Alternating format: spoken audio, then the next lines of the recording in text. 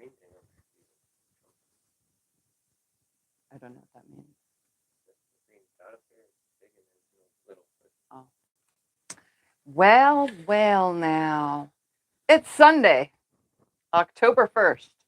Can you believe the time of this year has just went poof?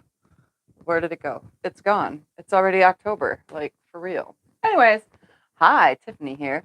I'm Tiffany. Welcome to my Quilting Live. Welcome to another Sew Sunday episode where I hope to sew with you this Sunday today, because today we're going to start a new pattern. So hopefully that I gave you guys the pattern download in advance. You were able to get your fabrics together to sew an easy pattern that we're going to be doing today called Always Chasing Rainbows by Benartex.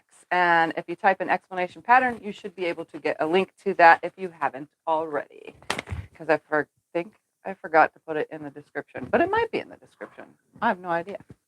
We'll do the pattern. Anyway, it's explanation pattern. It works during the live only. So if you're watching this as a replay, none of those explanation things that we say during the live stream work in the comments section after the video. All right, let's see who is here. Come on now. Okay, I just wanted to make sure that it worked. All right. We have Linda here, Donna,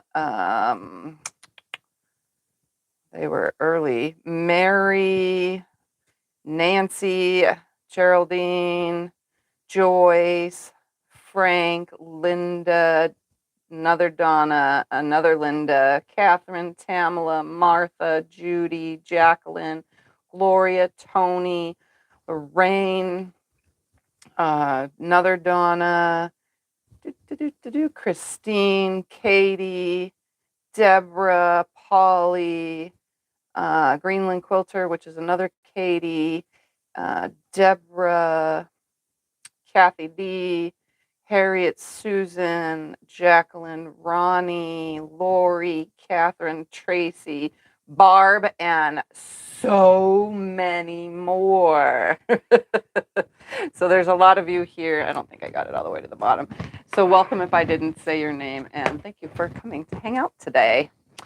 So the pattern we're starting today, and it's probably going to continue next Sunday, kind of like I did when I did the last couple patterns, although last week was the Drunkard's Path. And to find out more about that one for last week's video tomorrow morning, don't forget to tune in, because I will have a video upload tomorrow morning about all the shenanigans that happened this week here at Tiffany's Quilting Life. So today's pattern is really easy. Honestly, it's just a half square triangles quilt called Always Chasing Rainbows. The reason for the chasing rainbows part is in part, I think, because the flying geese are in rainbow colorways that kind of just go in opposite directions. So it's a really beginner-friendly, easy sew. So I highly suggest downloading the pattern. And with this pattern, because it's a free pattern, I don't have to worry about spilling the beans. If I say a number, it's okay. But it makes a 52 by 60, oops, I forgot that number already, 52 by 68 quilt, so it's a nice throw size. It takes 15 fat quarters and 3 yards of background, which I have right here in front of me because mine just so happened to be a kit, so the colors were already chosen for me, and mine are literally in rainbow colors. The chart is obviously in rainbow colors, but this chart does not yield the exact fabrics that are in my stash. So you can do whatever you want with your pattern. It doesn't even have to be in color order, and you don't even have to call it Always Chasing Rainbows. But obviously that's what this one is called. So we're going to play some camera moving games today where I'm going to put you down right here facing the cutting mat because all my fabrics are pressed already, my fat quarters, but I did want to show you what they all look like before I chop them all up and make half square triangles. Because again, we're making half square triangles. So I'm going to turn the camera down. If you're motion sick, just look away. All right, here it goes. Camera's moving and it's coming over to this side. so that you guys can see the beautiful colors that are in my pretty much fat quarter bundle. All right, here we go. We're going to start with what's on the top, and I'm just going to fold them back. So we have a dark purple, a medium purple, and a lighter purple that has blue shades. Then we have a dark blue, a medium blue, and a light blue. Then we have a dark green, a medium green, and a light green. And then, come on, a yellow, an orangey mixed with yellow, a regular orange, an orange red kind of blend, so it's like rust, and then a regular red, and then a mauve red. So that is all 15 of the fat quarters, and yes, mine is all batiks, all the way down to this white background that I am using today is also a batik. It is an undyed batik, so they do make bleached undyed batiks so that you can have batik background and your prints or solid colors or whatever the heck you're using.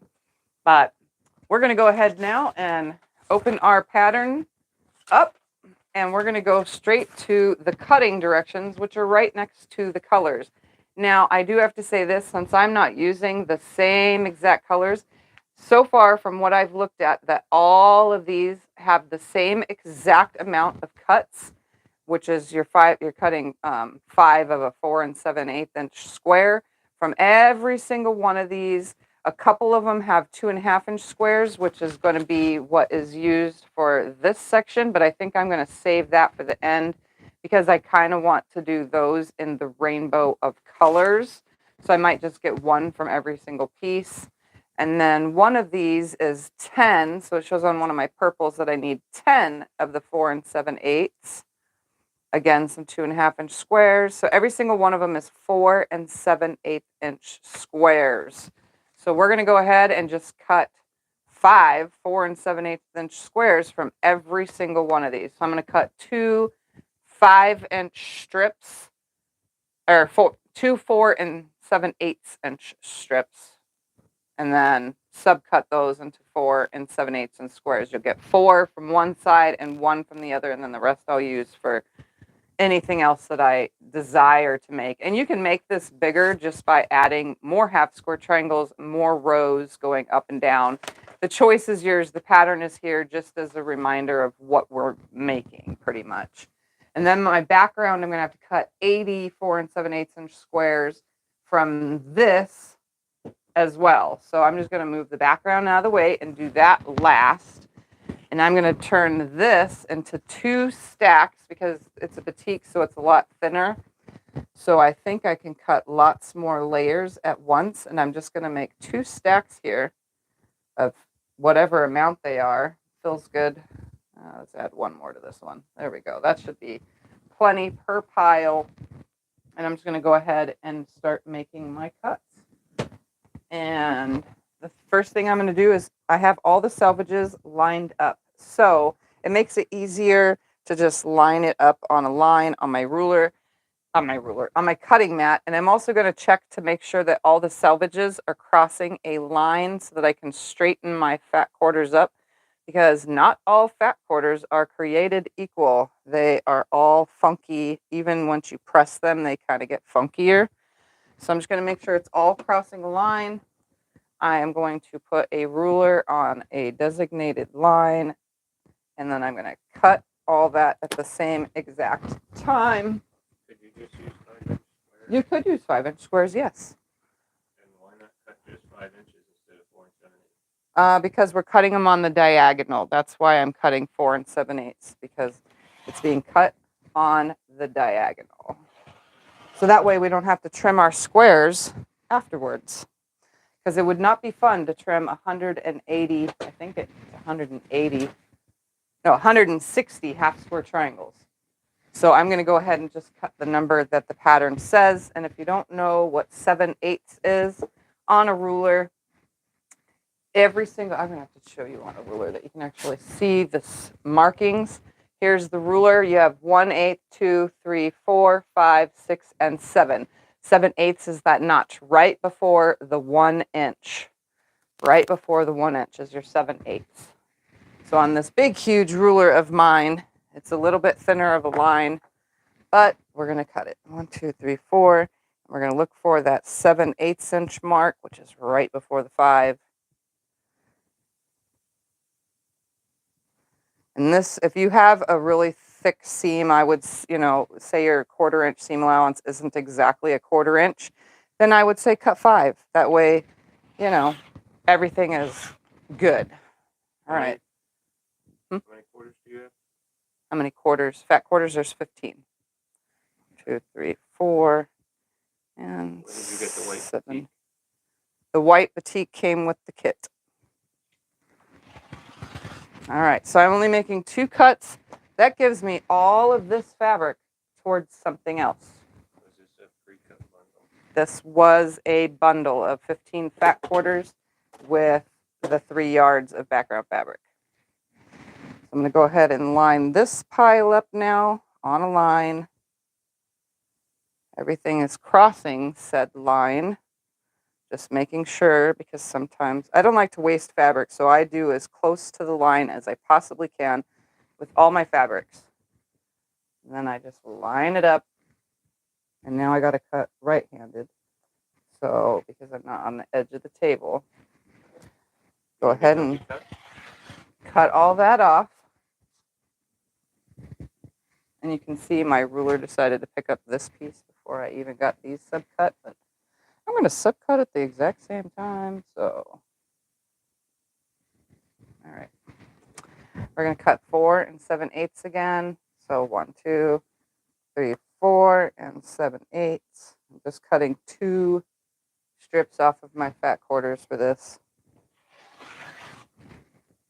1 and 1, 2, 3, 4, and 7/8. Like I said, if your 1/4 inch seam is not to the perfection that you like, just cut 5 inch. All right, so again, I have this nice big stack that I can use for something else. Can you buy this collection together? I don't know, because it was part of a kit, and I don't even know where the kit came from because I don't remember those things. No, I don't know where it came from. All right, so I'm going to turn all of this now, and we're going to cut our subcuts. So I'm going to line all these selvages beyond a line. I should get 4 cuts.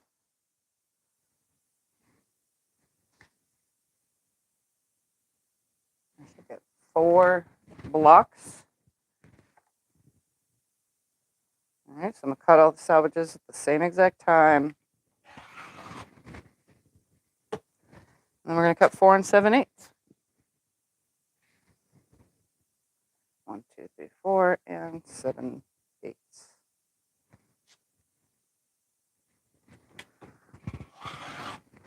Let's do it again. And I'm just going to keep cutting the extra, if that makes any sense. I'm just going to continue cutting.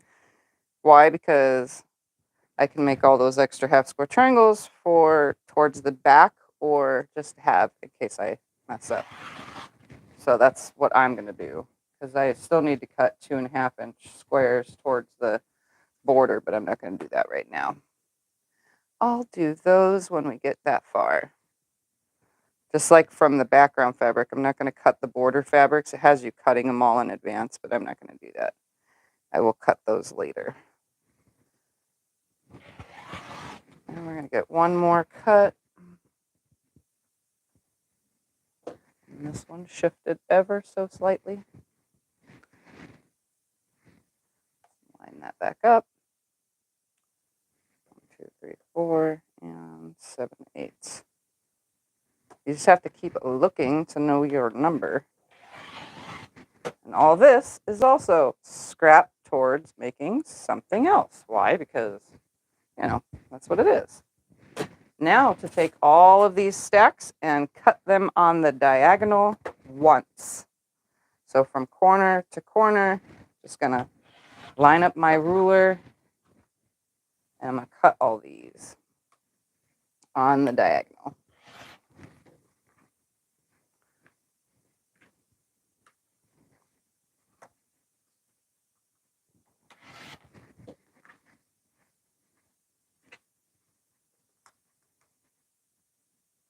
And obviously I switched to a smaller ruler to make it easier.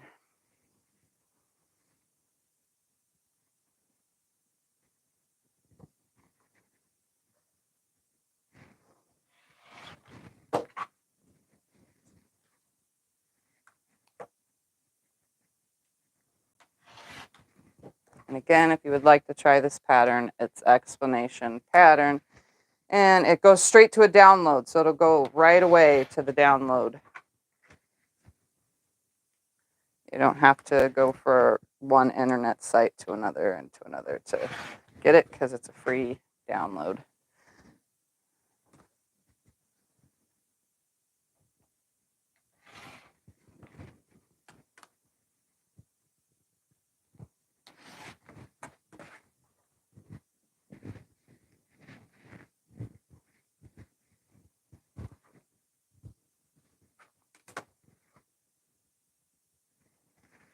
And yes, I do cut this fast all the time, so sorry if you're not caught up. That's what the replay is for.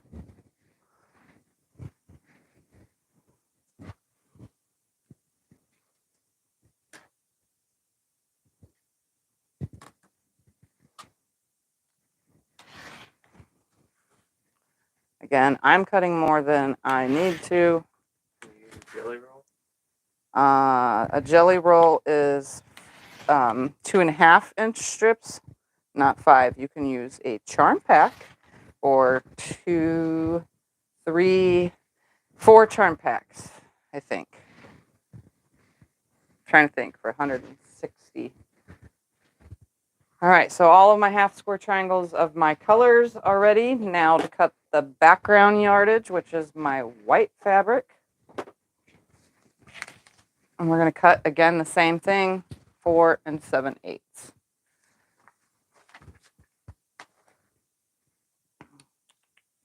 says I need 80. I get 8 per. Scott, can you do that math? What? I can't do that math in my head. 80 divided by 8 is 10. So I need 10 for 3, 10, 3 and 7, 4 7/8 inch strips then, right? I don't know what math you're giving me to do. I can do math, but you have to tell me what problem. I need 8 strips. Or 10, you said, right? The problem is 80 divided by 8 is 10.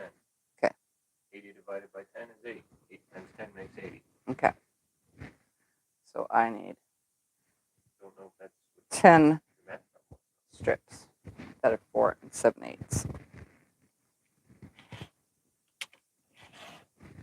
I'm just straightening my fabric up.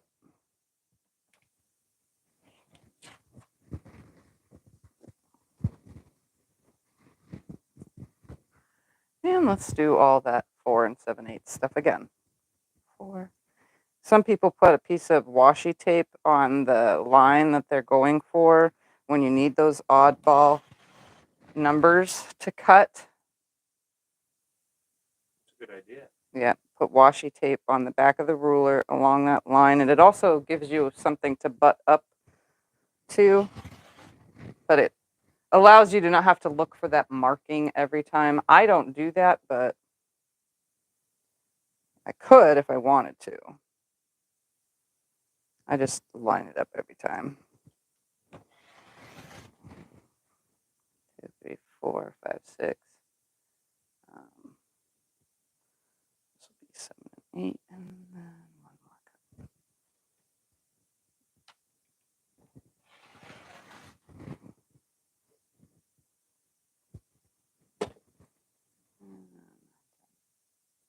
All right, so I'm going to cut all these and then split these, or trim them all into the subcut, and then move that out of the way.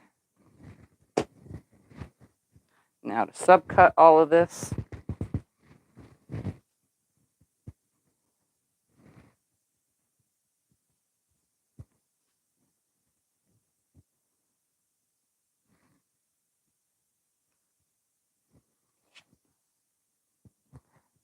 Literally going to put one of these in each pile, and I'm literally going to cut this many layers.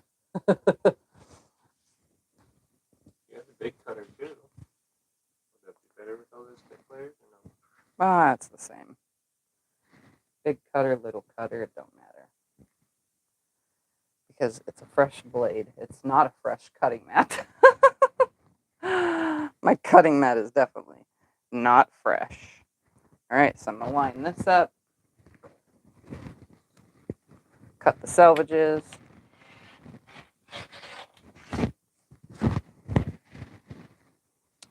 And we're going to do 4 7/8 again. 1, 2, 3, 4, 7, 8. Right there. Right there. So I'm cutting through 10 layers of fabric. Look at that. But it's batiks again, so it is really easy to cut through many layers of batiks compared to regular quilting cotton. It's because it's woven tighter and thinner. Do you think you could come up with a pattern that would look really good with Southwest material? A pattern. I don't even have, well, I might have some Southwest material. You do some.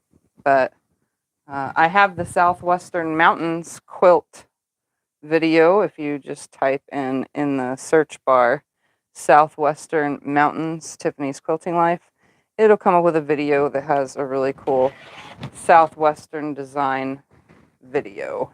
All right, now to subcut all these on the diagonal to yield my 160 half square triangles.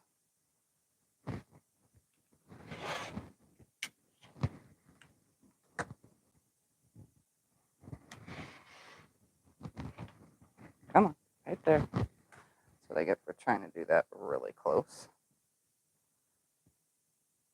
Did it go? It did. Okay.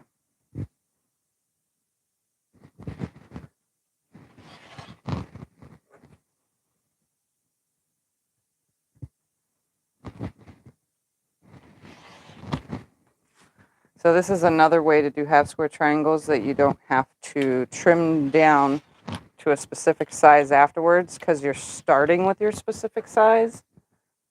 So as long as you have a 1/4 inch seam allowance, everything should be great. Just going to stack all this up now. And we're going to go to the machine and sew 160 half square triangles. Ugh.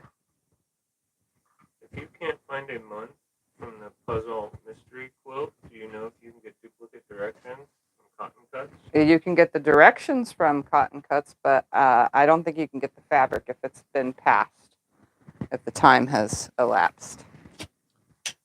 All right, we're going to go back to front-facing camera. So again, the camera is going to move, and you can just watch me and chat with me while we sew a bunch of half square triangles. I just realized I didn't.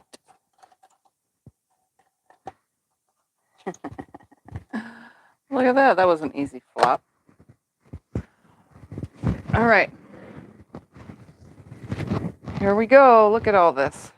And this is extra. There's extra of these. So I'm just going to take out, because I cut 3 piles worth, 2 and 3 piles worth extra of each color. So I'm going to pull those out now. So that way I don't continuously sew those and have to cut more of my white. 2,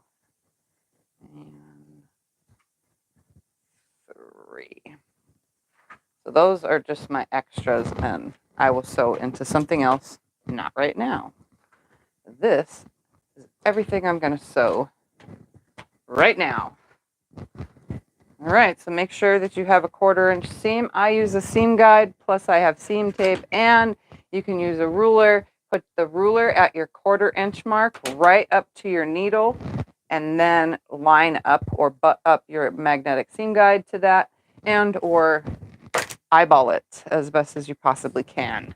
They do make 1/4-inch feet and so on and so forth, but I do not have that. All right, so I'm just gonna stack these right sides together and sew them through. Oops, it would be nice to have a different seam.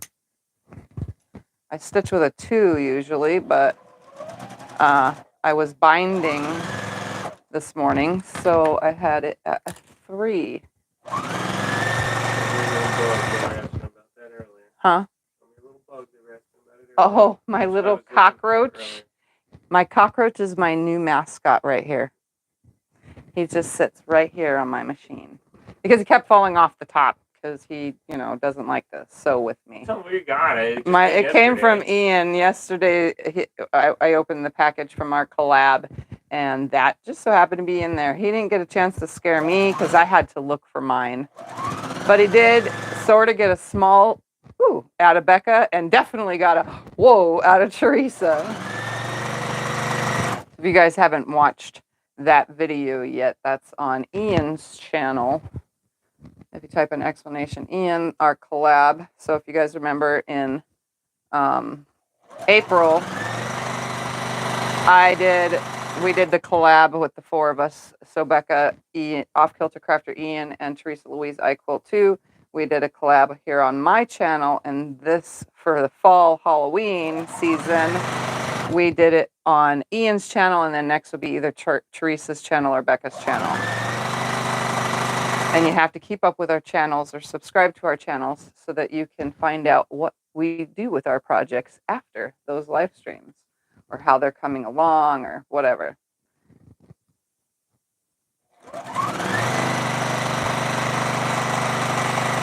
And tomorrow morning, a video will come out, and you'll know how I finished mine. Yeah, no, I'm not. It gets shown tomorrow. So just pay attention. Tomorrow's video is a vlog that shows the things that I've been up to this week here in my quilting space. Yep. It will be shown in a video tomorrow. I'm just sewing half square triangles. Literally over and over and over. And when you chain piece the ones that have a point at the tip, they won't get sucked down into the hole of your machine on your needle plate. Even though I don't have that problem because I have a straight stitch only machine. But for those of you who don't have a straight stitch only machine, just know chain piecing is the best idea for these kind of half square triangles when you're not sewing both sides of a line.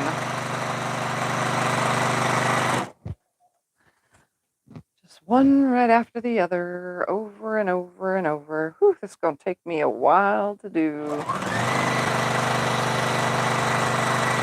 It's too bad we can't have music here on YouTube. Well, technically I can if I pull up YouTube safe music. I could have some sounds.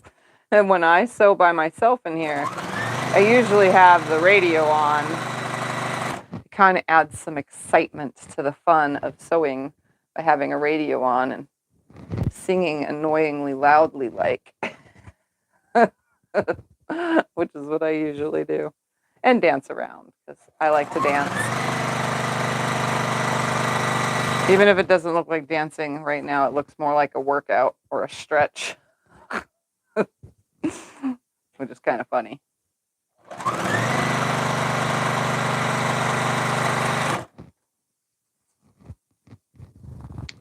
These batiks are thin, so it's really hard to separate one off the top of another when they're stacked up like this. They get almost stuck together. I'm going to get this stack about halfway down, and I'm going to separate it and give it to Scott to start ironing. Want to get iron? Because the Iron Man will need something to do. And he will be, because this has got white background, he will be pressing everything to the dark.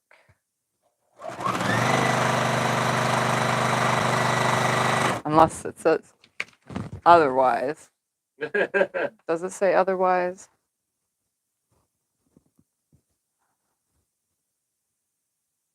It doesn't even say which way to press. Where does it say to press?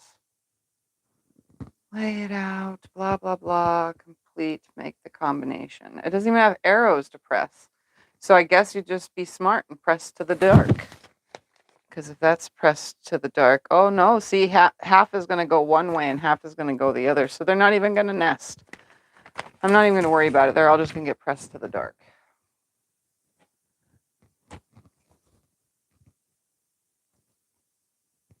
Maybe I should decide where to press. Well, they should go to the dark.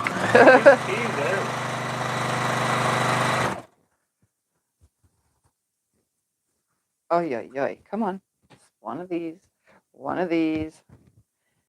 I always see Jenny Doan from Missouri Star. She licks her finger to pull the piece from the top when they get stuck like this. She's like, got it. It came right up.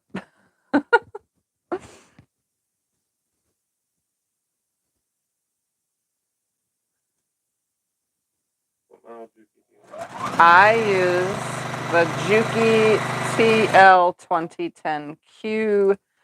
Scott has put a link to the machine in the chat. You can go check it out. It's pretty much the same price everywhere. So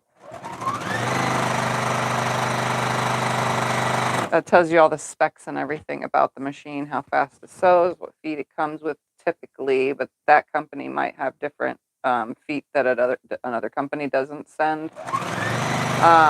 Just like one company may come with the extension table, another might not, because I've heard some people say they didn't get an extension table with their machine. They just got the Juki only, but the SewingMachinesPlus does come with the extension table.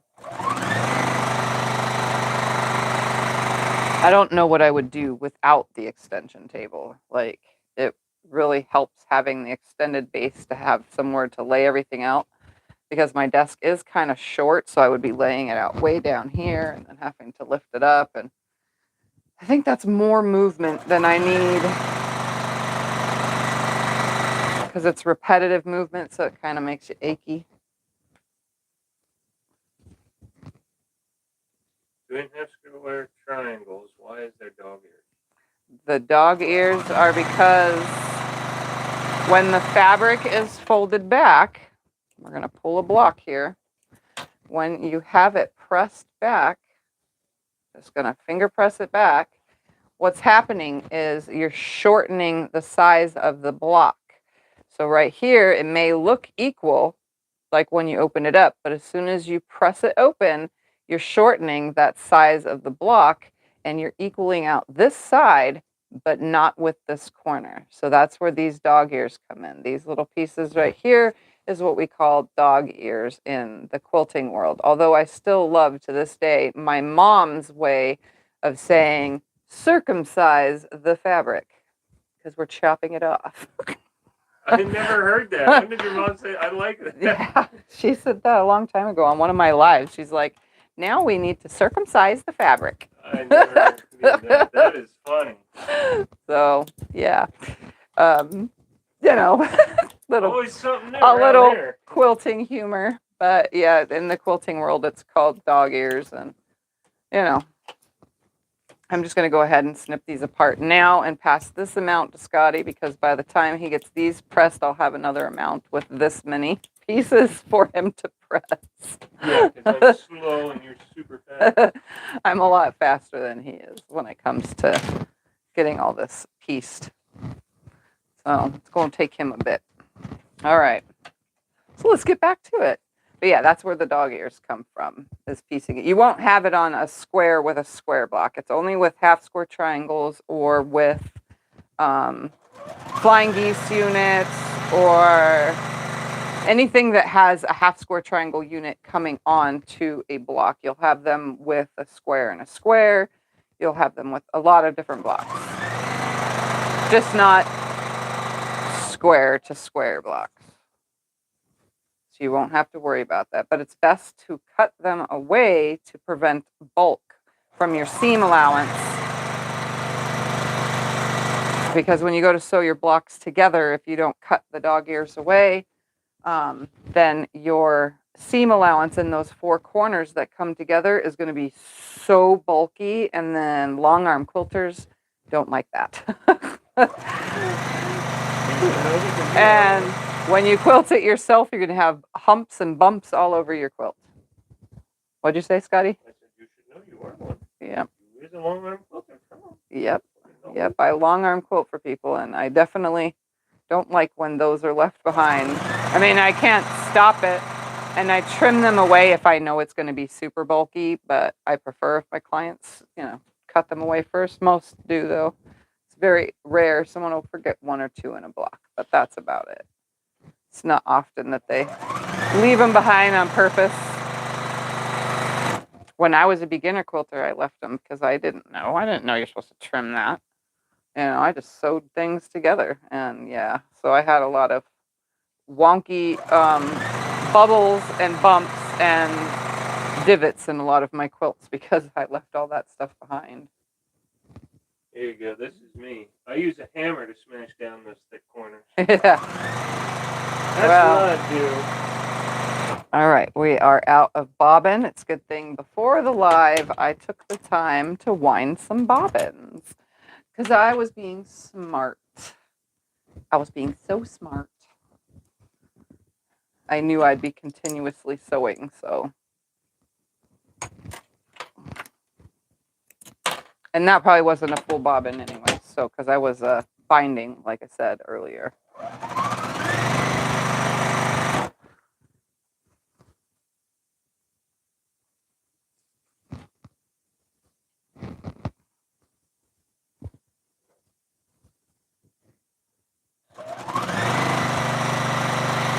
Definitely go through a lot of bobbins when doing projects like this. If I was just making a couple little blocks, I probably wouldn't need a new fresh bobbin every 35 minutes.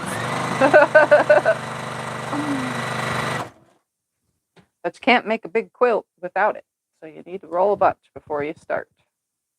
All right, gorgeous. I'm ready for more. Already? Yes, already. Are you fibbing? No, I'm done. Oh, wow. I'm ready for more. There's some behind you. Come on, beautiful. You're not the only one to be quick. He's all going quick today. The Iron Man is working at super speeds. Well, there's 750 people, and if I don't read them, then yeah, it'll be quick.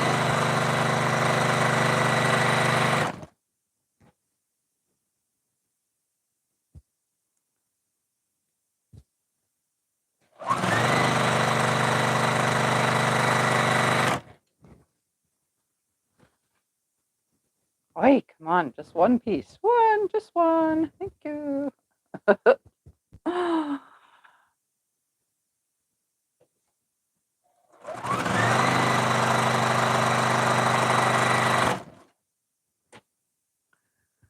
Trying to look at the directions a little bit while I'm sewing these to see. I think we're just going to be sewing combos of color into blocks, and then those blocks get sewn into the quilt. It is upside down with me looking at it.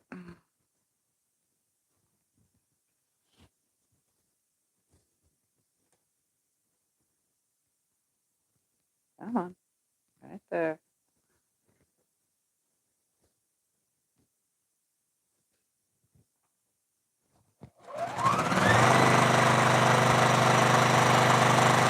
These are pretty pieces.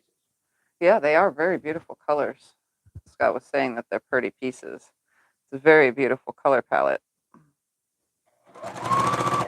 Come on. Very vibrant. It's going to be a very vibrant quilt. Usually I use black when I do quilts that are made with batiks like this, but this quilt, the white's going to look amazing. Plus some of the dark purple and dark green, black wouldn't contrast against as much. There's not very many light batiks here, so just that yellow is the lightest one.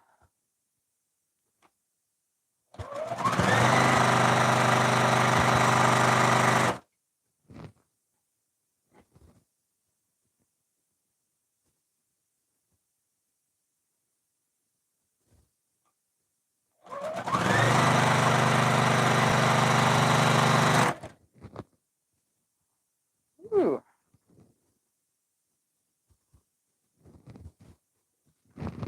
My foot is, or my knee is getting tired of my foot being on the foot pedal for sewing.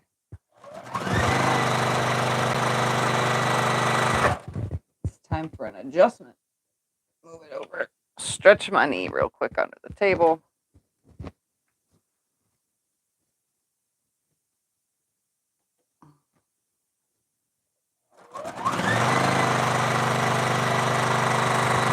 Stretch. We're going to snip these apart and pass them to Scott so that he has more to press.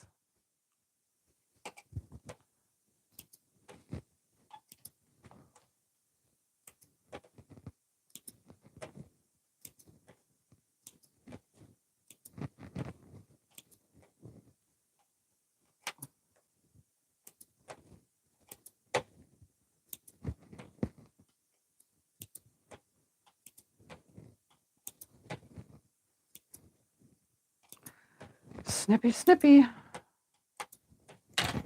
I know, and I have a snipping thing too, and I still pull for the scissors every time. Or the little snips. I love my little snips.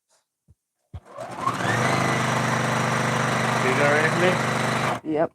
But I do have a chain stitching separator, which I'll put next to me for the next time I separate a bunch. For the Iron Man to press.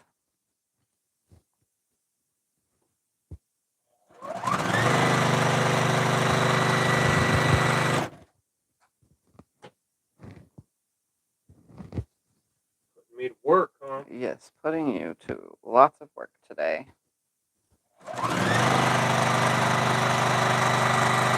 I just made half square triangles yesterday too, but not this many. Like, not at all close to this many. Where can I get the flag pattern behind you? The flag pattern behind me is from July 3rd of 2022 on my channel. So if you literally type in Tiffany's Quilting Life and then 7/20 or 7/3 of 22, you will get that video. It will pop right up. Or you can type in Sew Sunday 7/3 of 22, and that will also pop it right up. It is verbal, visual, and there's actually more than one video, so I worked on it again on July 4th, but the beginning part of all the cutting and all that stuff I did on July 3rd of last year. It was very fun to make. Definitely a fun one. And I have all the fabric to make more. Just haven't got to it yet because I get so busy with other things. Client work and so on and so forth. How often do you change the blade on your chain separator? The blade on the chain separator, I just put it in there, and it's an old blade from my last rotary cutter. Honestly, you shouldn't have to change the blade for more than a year because all you do is pick it out of here and turn it to a new section to expose a new section for cutting over and over until it's not cutting your pieces anymore. So honestly, once a year is how often you would change that blade. My other cutter, I've had that for 7 years now. and it's got just a, what is it called? A razor blade in it, and I've never changed the razor blade in it. So that's why they call it a blade saver, because you could still use that blade. And even if I don't use them in those, I actually have a paper cutter, cardboard cutter, and I use the paper and cardboard cutter with old blades as well. Where do you get them? You can find them on Fat Quarter Shop.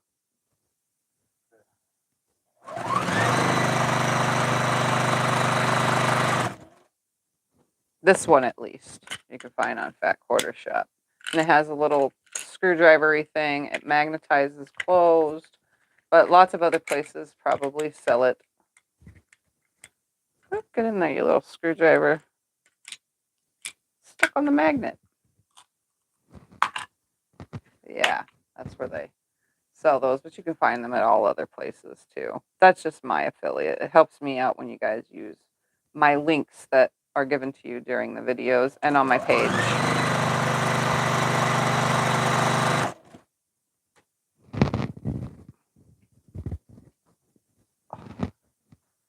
Definitely struggling with neck ache today while piecing, and knee ache from my knee being on that presser, on the sewing foot.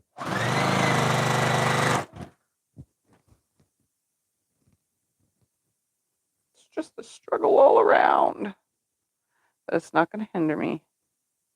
I'm going to continue on like a champ.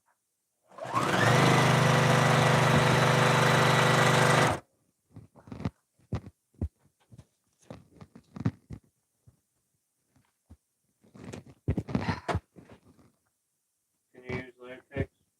You could use a layer cake to make this, yes. You just chop it up into 4 equal sections, which would be 4 charm packs worth. You just chop it up into 5-inch squares. And then you can draw a line and sew on both sides of that line.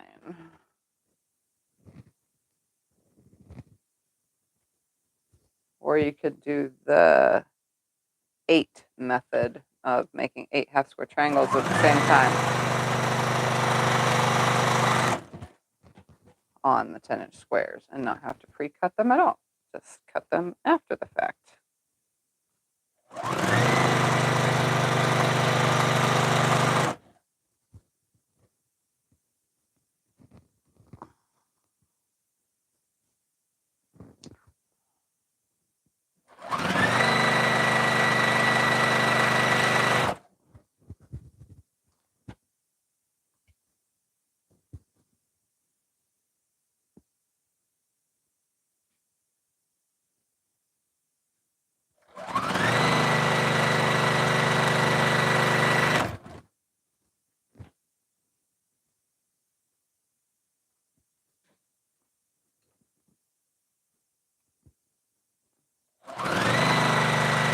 And I did not starch the fabric. I just steam pressed it prior to its batiks. So batiks tend to stay pretty flat and already have like a stiffness to them.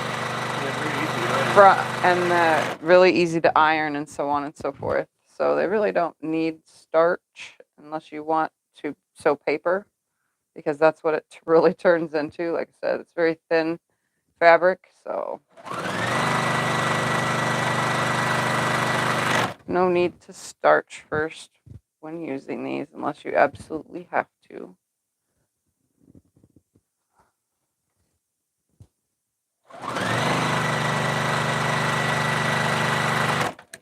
Let's separate some of these for Mr. Scotty.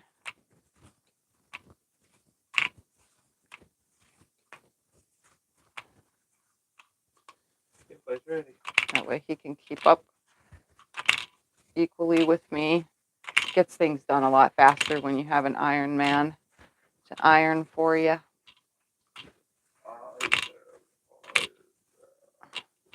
Plus, he can deal with the heat because, you know, standing in front of an iron for It's hot. how long it takes to do this many half square triangles is definitely a warm thing, something you would rather do in the winter to stay warm.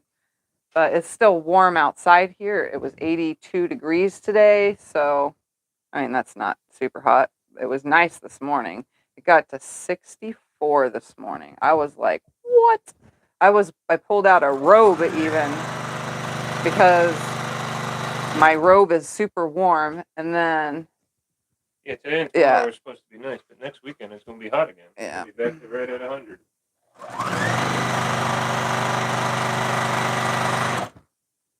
We get 2 nice days and then back to warmth. 2 nice days and back to warmth. Yeah. And November is coming. Tiffy's month. Yeah. And then by February, I'll probably freeze.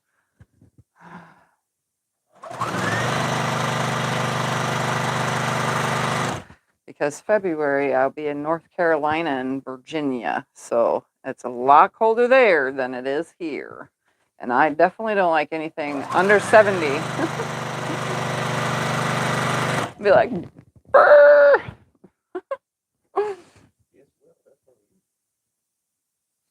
You can do it. Use a tough cookie. Yeah.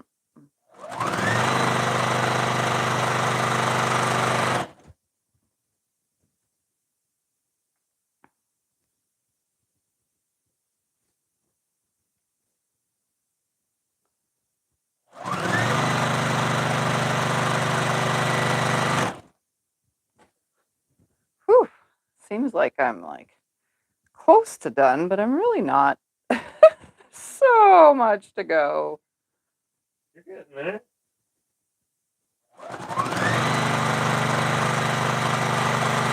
And then we got to start pairing them into piles of matchy stuff.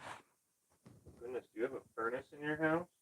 No, a furnace in our house. We just have we have an HVAC system that's hot, provides hot and air conditioning. Yeah, So it has a heater. Yeah, the AC on the roof does both hot and cool. We really don't use it in the winter. It's mainly like end of January, beginning February, where we definitely turn the heater on a few times because it chills not just me, but Scott. He rarely gets cold. He walks around in gym shorts and no shirt all year long. It doesn't matter if it's summer or winter. He's acclimated to whatever weather it is. Where in Virginia are you going? I'm going to, I guess like Becca calls it, the DC area. Outskirts. And then I'm going to Raleigh, North Carolina in February for QuiltCon. It'll be my first time ever doing Sew Sunday videos, not here, because you guys are going to get 2 Sew Sunday videos, not in this quilting room. Your first ever. You did one with Eric. I did one with Eric on a Sew Sunday in Phoenix, yes, while I was at QuiltCon, but it'll be 2 videos in a row this next time on, for this QuiltCon. Because I will be gone for 2 weeks. I've never been away from home that long. But my kids are all grown up and out of the house, so... We've never been away from each other for more than 4 days. Yeah, Scott and I have only been apart for 4 days before, and all the time we've been together. So it's going to be strange. He's going to be bored as heck. I'm going to be busy as heck. I'll still be able to sew and do all things I love. He'll be here watching movies, playing video games, reading books. Well, I guess those are the usual things he does too. And he'll have Thumper to keep him busy when he's not sleeping. Because Thumper does sleep a lot during the day. Just like right now. He is in the wingback chair in my bedroom, which seems to be kind of weird that he goes and sits in it. Only after Scott sits in it. Pull it for me. after me. He Yeah. stole it from me. Yeah, as soon as Scott gets up from a chair, Thumper goes and takes it. Same thing with the couch, though. If Scott sits on the second couch, not his bed couch, but the second couch, Thumper will go and lay there. He doesn't do it to me. He doesn't dare jump into my chairs. He only goes into the one Scott was sitting in. It's kind of funny. Very weird.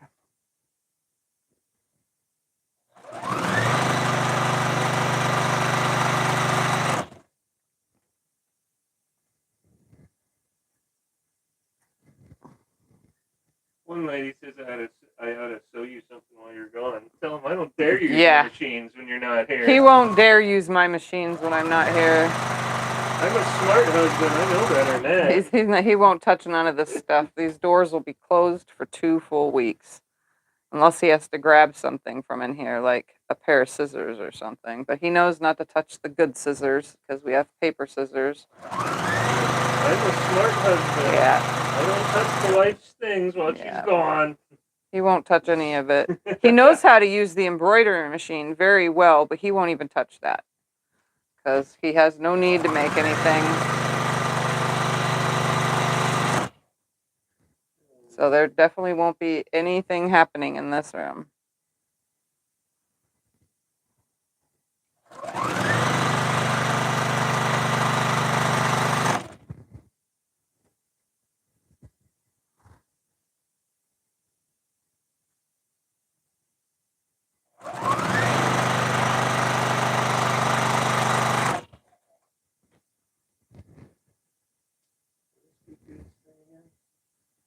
Beth.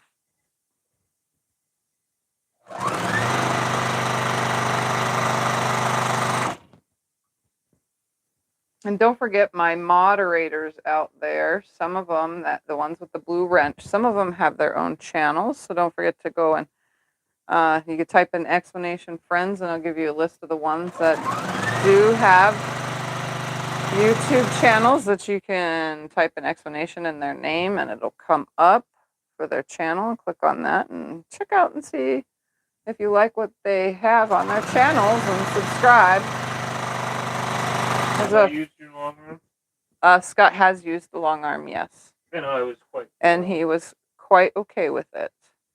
He did cursive writing. Yes, tell him what I wrote. He wrote, I love you, Tiffany, or something. Yes. Is that exactly what you wrote, right? I love you, Tiffany? Something like that. He wrote, I love you, Tiffany, I think, on the long arm, and I still have it, the thing that he wrote on the long arm. Yeah, some big giant cursive writing. Giant cursive writing on just a practice piece of I just loaded, a plain fabric on the bottom and on the top, which is what I usually do to play around with new designs or whatever. I just load practice stuff with some scrap leftover batting pieces. I know somebody had asked actually the other day if I have ever made a whole cloth quilt. Technically, I've made lots of whole cloth quilts, but it's all just gibberish quilting. You like how I said that? Because it's just a disaster of me screwing around. Here's a bunch more for you. Good. Good that we're equaling the time that I decide to cut. How many more? There's going to be a big stack after. Once I get the rest of these sewn. Get her done. Yeah, get her done. Obviously, I will not finish today's video, so it'll continue on next week with all the next steps. Right now, it's just piecing of the pieces. Getting all these half square triangles pieced together. This is the part that takes the longest. Once you start putting the blocks together and stuff and putting the quilt together, that part just goes so quick. This part is the part that takes a very long time.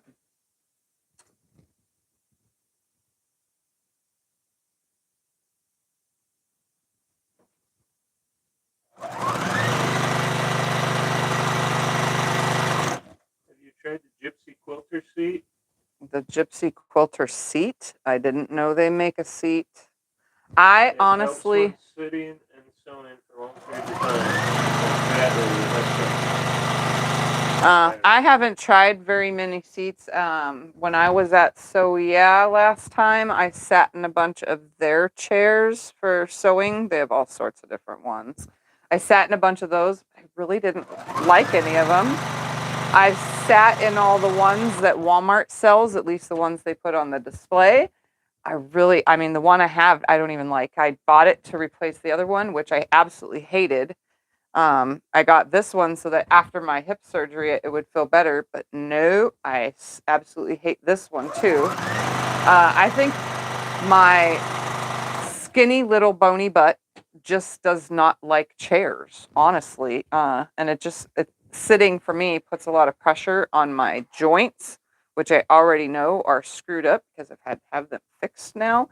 So I don't think any fancy chair is going to make anything better. I think I just need to get up more, move around, and not sit for as long periods as I do, although I tend to, sit longer than I should.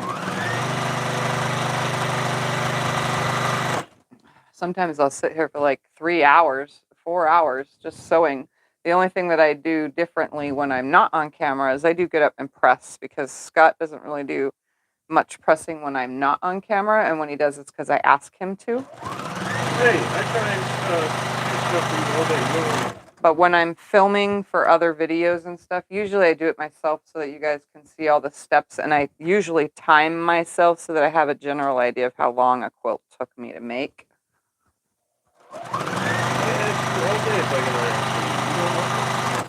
Don't make it sound like I don't do it. Yeah, he does iron, though. He asks all the time if he could help with the ironing, but most of the time I'm not even at that step.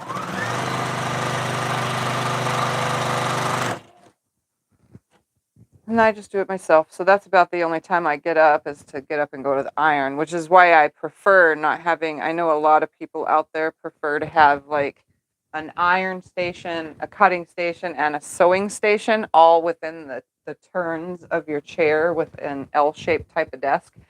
I, on the other hand, could not do that. I have to get up and cut because it stretches my legs. I have to get up and press because it stretches my legs. Have you tried a gaming chair? A what? A gaming chair? I have not tried a gaming chair because I don't know anyone that has one for me to sit in. And so I haven't got a chance to try one. But I know they have a taller back. I don't want any chair that has arms. I feel claustrophobic, I guess is the word, with a chair that has side arms. I don't like them. Don't like them. Scott has brought home many chairs. He finds them on Facebook Marketplace. He has brought home many chairs for me, and I've not liked any of them.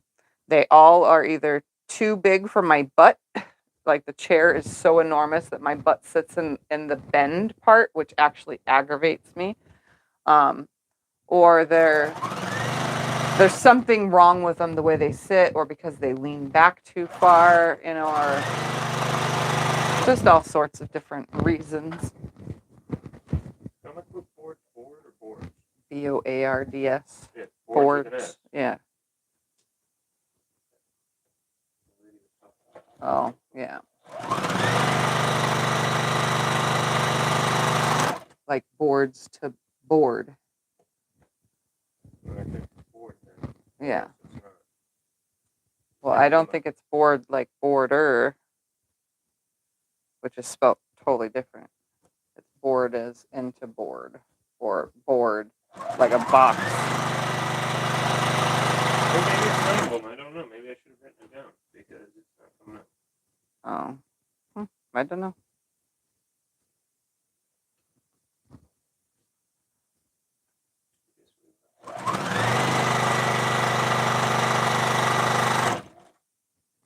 Did you try the Bernina chair? I don't know which ones were the names of the ones I tried when I was at Sew Yeah, but it could have been one of those.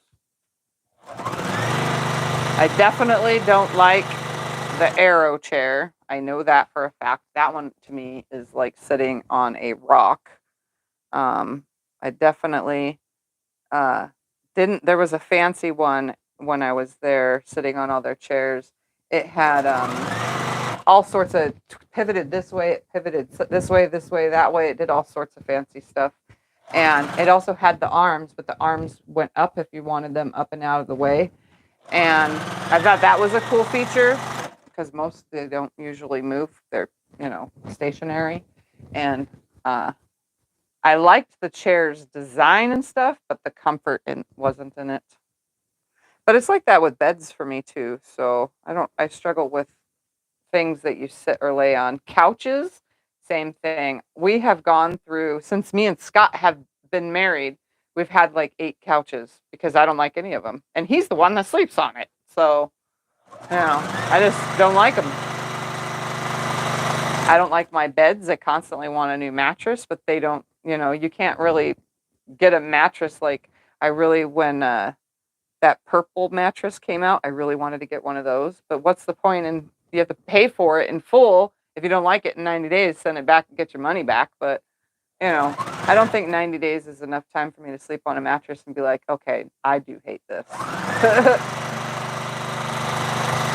One of my beds took about a year. Another bed took a little bit longer. Like I've gone through so many beds, so many chairs, so many couches. The only thing we haven't gone through is kitchen table sets because we don't sit at the kitchen table to eat. We do when our kids come over for family type stuff, but that's about it. We play games at the kitchen table and we do puzzles at the kitchen table, but then we don't really sit in the chairs. We honestly lean on them and pretty much half stand to do puzzles. I'm very picky. Like I said, it's the bony butt.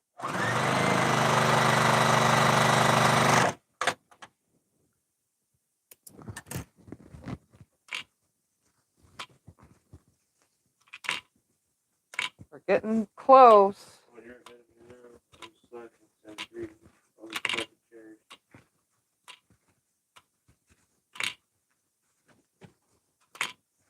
I just deal with the chair that I got for now. Tell them we don't remember our link for the board. Scott doesn't remember the links for the boards. He tried putting it in, but nothing came up.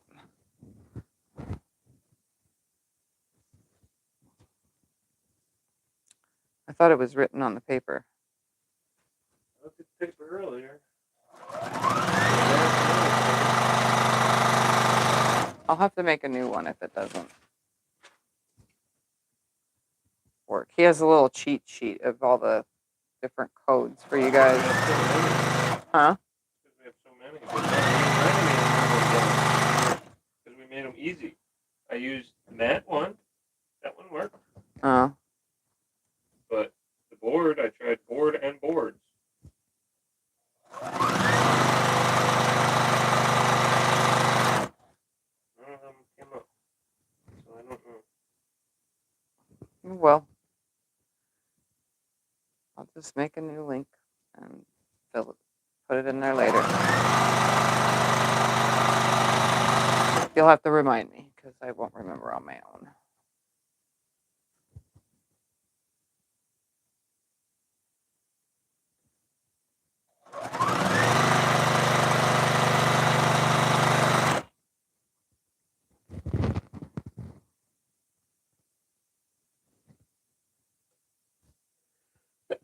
Bless you. Thank you.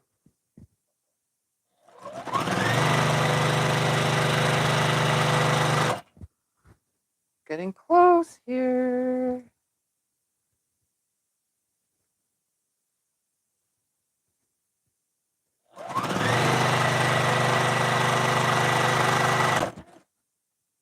So close. I think this is the last stack of purples. I don't see a red under there.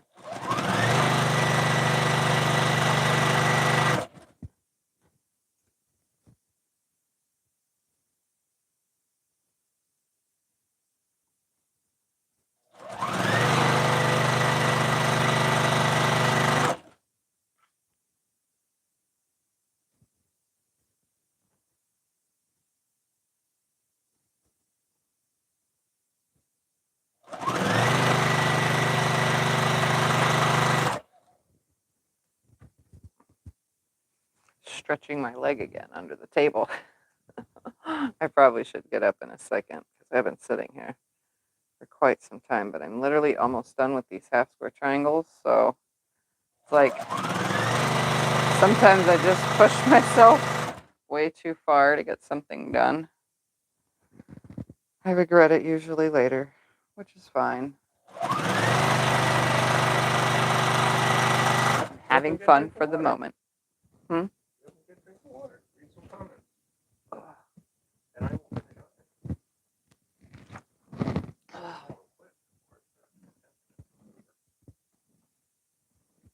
I'm wearing my I Am Sam Dr. Seuss pajama pants. What size is the quilt going to be?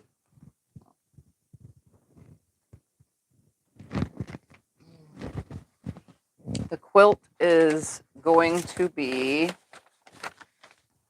52 by 68 finished is what it says. And don't forget, you can type an explanation pattern to get a link to the download. It goes straight to the download, so it'll automatically download it to whatever device you're on if you click on it. It goes straight to the PDF. How many of these do you have to make? Huh? How many of these do you make? A total of 160 half square triangles. Okay.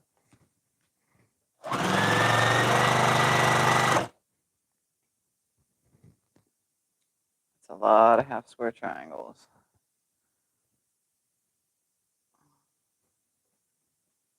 You'll get done. You will. Yep, it will get done.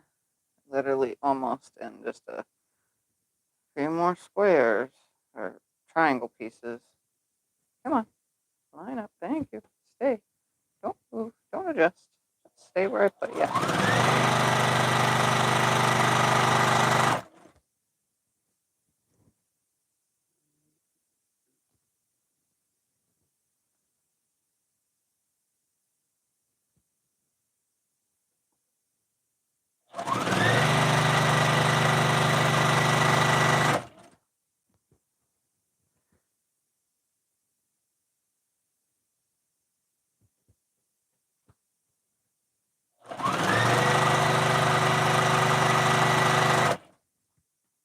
Like 5 more to go. You only have 5 more? Yeah. You're ahead of me. Oh, I'm ahead of you. I kind of figured I was ahead of you. I'm probably ahead of everybody, right? You're all behind. Hey, I got It takes a while to make I got 2 these. huge stacks there going. I'm doing good. Definitely takes some time to make 160 half square triangles. What do you do with all the other colors? Those I'm going to use to put in making something towards the back of the quilt. Okay. Yeah, you got a big pile there left. Yep. They're pretty. I'm going to make sure that I use all the white towards the front of the quilt before I start cutting into it because I don't have any more yardage of this batik. And I definitely want it to, at least the front, to be fully matchy-matchy from the kit. Everything else can be whatever it needs to be after the fact. Because it's going to be what Just Get It Done Quilts calls the after quilt, which goes on the back.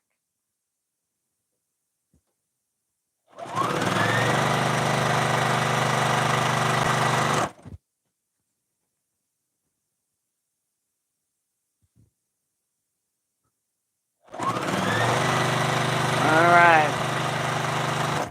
That was the final one. And I have some white pieces left over.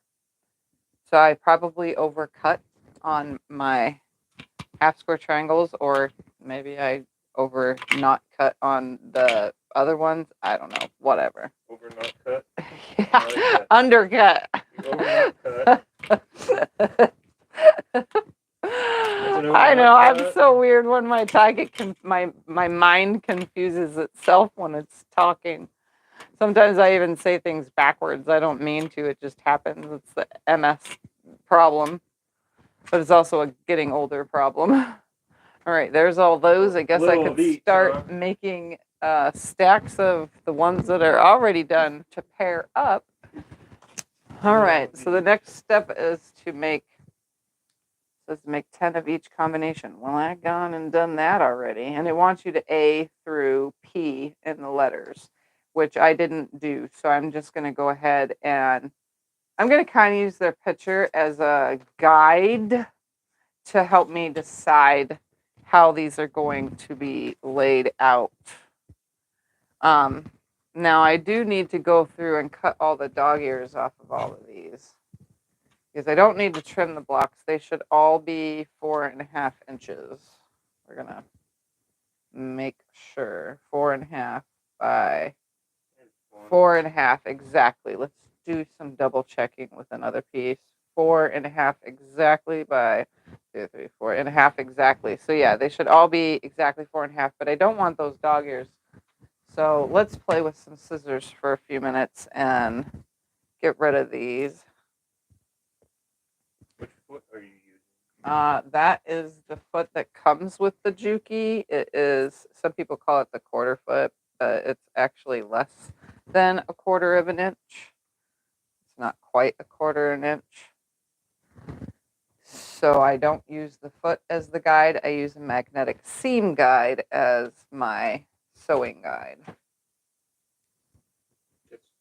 Yes. I prefer to have the magnetic seam guide because it starts me at 1/4 of an inch further up, which helps me sew straighter. I should have bought a longer one to test that one because they do make a longer magnetic seam guide. I probably should have got one of those, but the shorter one I've been using since I started sewing. I got it off of original one I got off of Wish. I've had to get new ones since because I lose them or the magnet comes off the back and then I lose that. But now I have a ton. You gave away, we got from Walmart. Yeah. The So ones Walmart that I sold was them. using for giveaways were from Walmart and they're a little bit bigger. I'm going to have a lot of confetti here.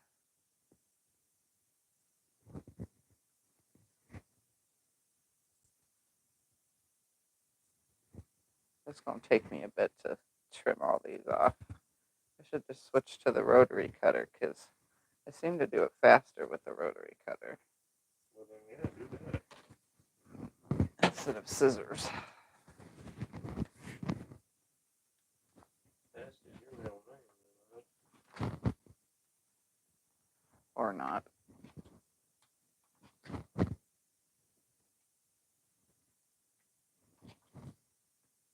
However you want to circumcise your fabric, you just do that at this step.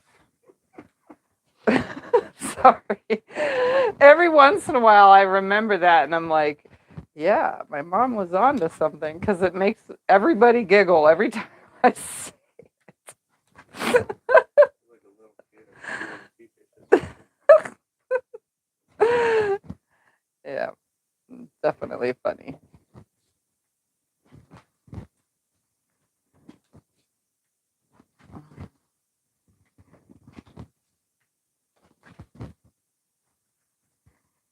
Yeah, I think this is faster than the scissors.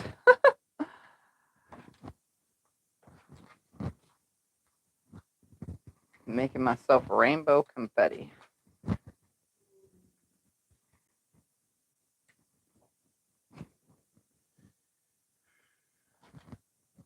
I can cut them for you when I'm done ironing if you want. If you want to start cutting them, yeah. Your dog ears? Yep. You have to do that though for your next step. Yes, I have to do it before the next step. Yep, it has to be done before the next step, which is assembling the blocks that are going to make the flying geese units that make the quilt. I don't know why they call it a flying geese though, when it's 2 half-square triangles put together. I think that would be a half-square geese. And that square triangles, just stay half square triangles, and a flying geese with a solid center with, either snowballed or 4 at a time, however you make a flying geese unit, would be a regular flying geese unit. But 2 half square triangles coming together to create the look of a flying geese unit shouldn't be called a flying geese unit. I think it should be something else. You know what I mean? Sorry, I think of things that are like outside the box, and why didn't anybody think of anything else for it? I don't know what I would call it if it was my, whatever, but yeah, I think it needs to be called something else. Like a flying half square triangle.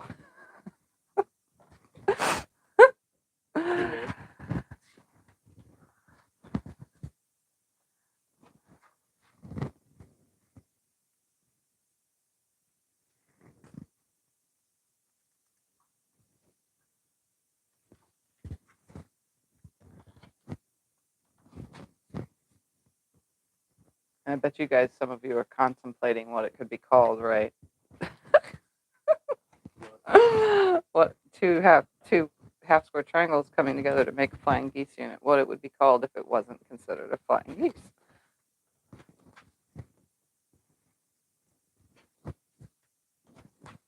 Be flying triangles. It could be called a kite. There. How about that? Although they do have a block that's called a kite block, but you know.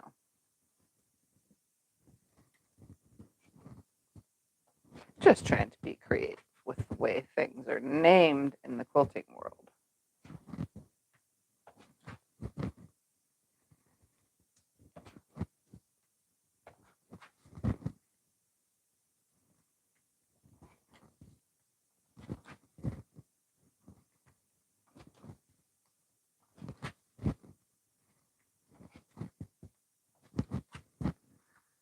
Whew, this takes a bit to do.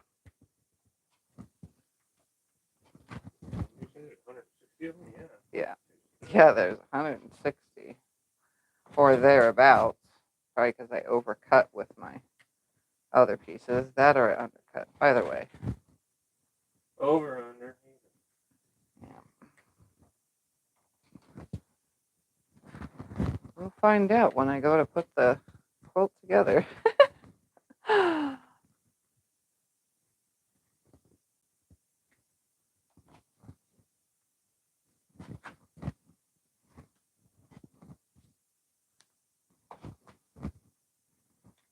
Definitely need to get rid of them. Either way. It's got to go bye-bye. These little pieces.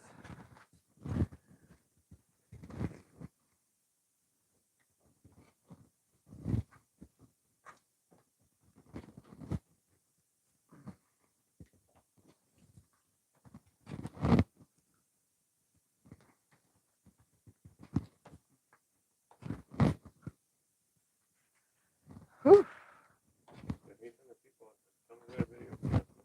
And don't forget, tomorrow there will be a video log, or what we call in the whatever world, a vlog, about the things that I have been up to around here, because some of you are dying to know how some of my projects finished, as in like yesterday's project that I did with the challenge with Ian. So if you guys haven't seen that video, type in explanation Ian to get the link to his channel and go to yesterday's collab video with Sobecca and Teresa Louise, I Quilt Too, Ian and I, where Ian challenged us with some surprise fabric to make whatever, as long as we were using all or part of the fabric, then that was the challenge.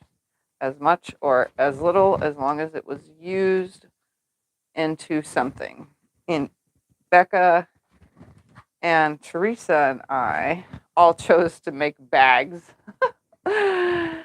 Great minds think alike. And Ian is making a whole entire quilt. If he's here, he could tell you. He could also put the link into the video. But he's making a quilt. I think the Starburst pattern is what it's called. For for the life of me, I never remember the names of patterns. Pretty sure it's like stardust or something. It's made with diamond blocks that are put together. So should be really, really nice. I think Becca has made the quilt before. Pretty sure she did. Somebody did. Maybe it was someone else, but I thought it was Becca. But yeah, there's some things in tomorrow's video that you're probably like, ooh, I'm wondering how that turned out. I'll show you in tomorrow's video. I took the extra time to film it so that today all I had to do was worry about this and getting this done. I'm trying this new thing called staying on track. Trying is the key word. Trying right? is the key word here.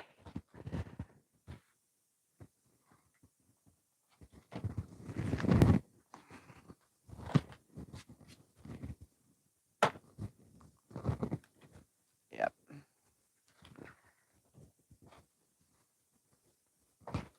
I definitely have fun here in my quilting room, though. I have so many things I could do and get done and work on, and I always choose to do something new. Even though I have like 20 started projects, or what we call in the quilting world UFOs, unfinished objects, I literally have a whole bunch of those that I could work on, but I always choose to make something new. Okay, is that it? We're actually done ironing? Yep, you're done ironing for Wow. now. Yeah, until I start making the blocks, which I can't do until I got all these dog ears chopped off. It's almost. The pile's getting really low. The pattern for fabric G says to have 20 half square triangles. Trying to figure out if it's a typo. The rest say 10. Fabric G. Well, for me, they all say 10 half. Yeah, 20 is because you on color G, the pattern has 10. So probably because there's more purple in one area of the quilt. So that's the only one that you would cut 10 from. The rest is all 5. And that's where I see now, that's where my half square triangle pile is messed up, because there was the 10. Thanks for that reminder. Now it puts it into why I still had some left, because I need to make 10 more, because the one color did have extra. Because I pulled out 1, 2, 3, 4, 5, 6. I pulled out 6, and one pile needed more than the other. So that's why there's extra pieces as opposed to my white. So I need to make the 10 more half square triangle units.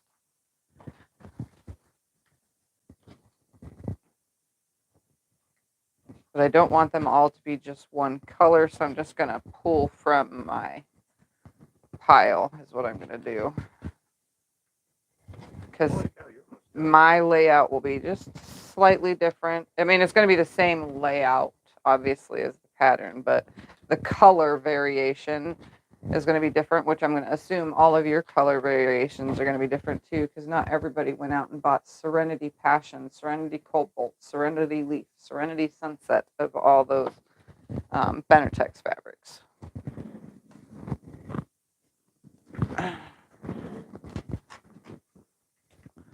Yeah, I just need to make a couple more, Scotty. Yeah, I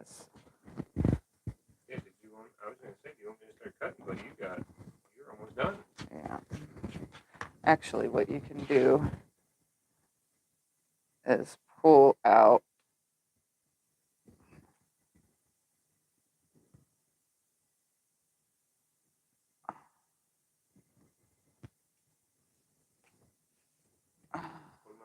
hold on 2 seconds.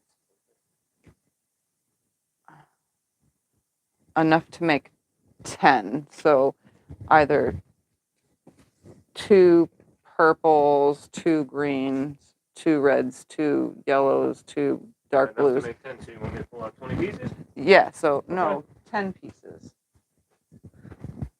1, You said enough to make 2, 10. You need 2 pieces to make 1 3, more one, so that would be 20. 4, 5, 6, 7, 8, 9, 10. So I need 5 combos. Well, take one of each one. I don't know what you want.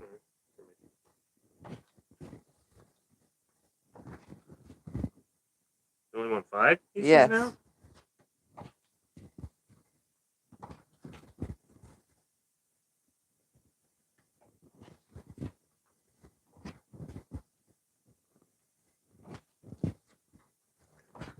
Red. I'll have red. And yellow. There you go. 5 pieces.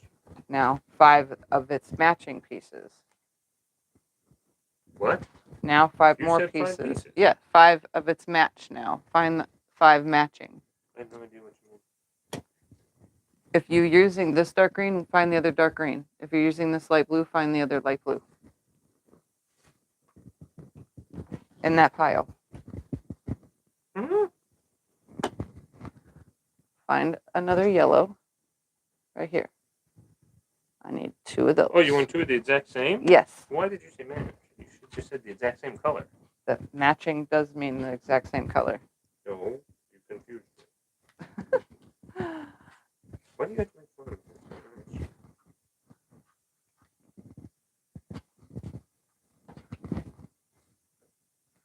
All right, so as soon as I get all these trimmed, I'll have to sew together the last amount and then trim those dog ears off. The fan's blowing them all on the floor, huh? You see this? Yep. You need me to turn it off? Nope.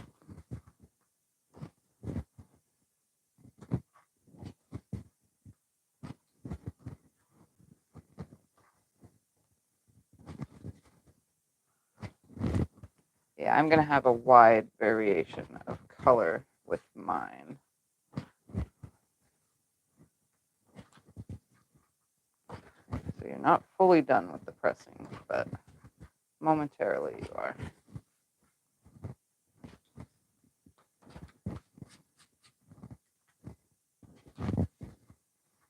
Whew. This part right here is what's taking the longest. Imagine if I would have had to trim all these down, but they all came out the size they need to be, 4.5 inches, because I started with the 7/8. And we're going to do a quality check again. 4.5 exactly. 4.5 exactly. So they all came out the size they needed to be, as long as you have a consistent 1/4 inch.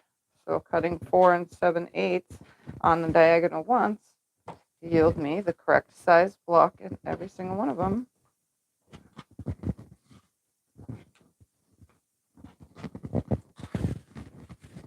All right, so I'm going to go ahead now and sew these last ones that Scotty chose the colors of real quick to a background.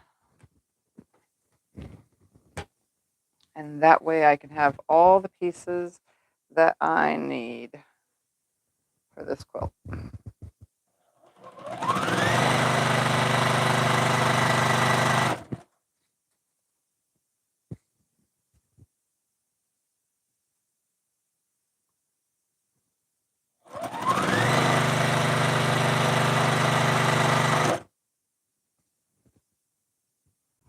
I'm going to try to rainbow this out as best as possible when I do my layout.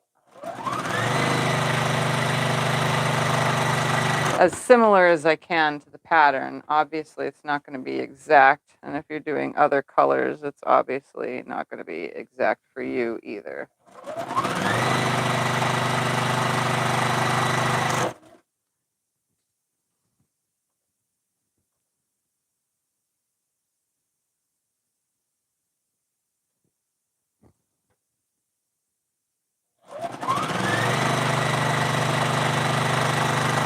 this pattern was most likely specifically named after the color variation that they chose to make this pattern.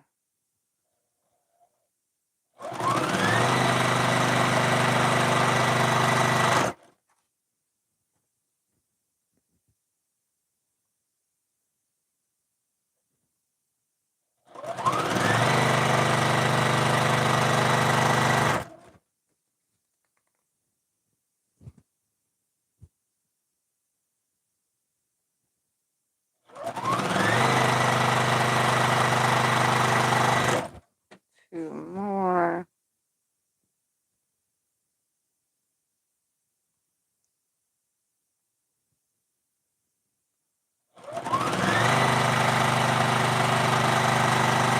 One more.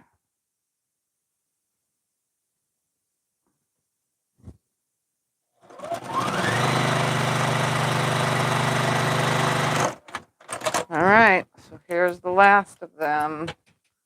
Just gonna hand them over to Scott to press, and then I'll cut the dog ears off, but I could start laying out the pieces. How do you come up with your own patterns? With my own patterns, usually I just come up with them by just random ideas that come into my head. It's usually what happens. I think of something or I see something in real life. It's like, oh, I wonder what that would look like. Or, it's something that happens in real life that kind of just gets, what's the word? Turned into my quilting. All right, so what I'm going to do here is take these pieces, and it says to separate them into color, which, I should have done that as well, but I hadn't yet. Put all these. That blue, that's a darker blue. That's a darker blue.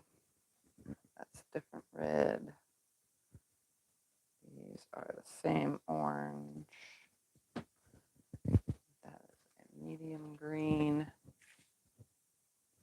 That is that orange. That red. That orange. That's a different orange. That's darker red. That's dark purple. That's the medium purple. That's the light green. That's that green. That's this purple. That's the yellow. That way I can pull from these in their color areas, their color things. That's that orange. That one. Yellow. Lighter. Lighter. Guess they are not lighter. The orange is hard to tell. That looks the same as that one. That one looks the same as that one. That one's definitely that one. And this one's definitely this one. Okay. You have to put them in. I have to put them on top of each other to see. On those oranges, woo. They're trying to mess with you. Yeah, they're trying to mess with me.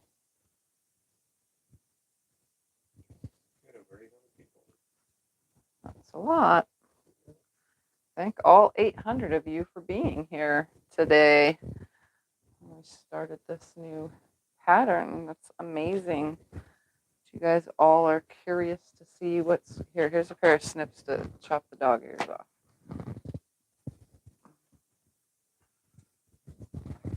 While I do this. You want me to just cut these side things? Yep. So you don't want me to use the cutter thing? No, because I don't want you to accidentally cut the wrong spot. You're not used to a rotary cutter, so. Oh, fun.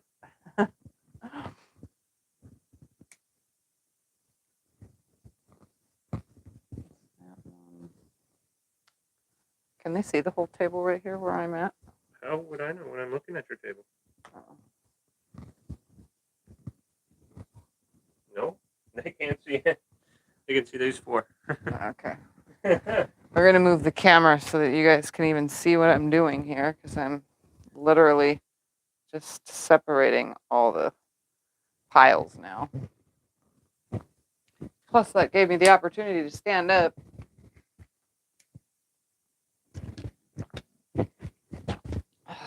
Stretch my legs. Gives me opportunity to actually stand and work for a minute.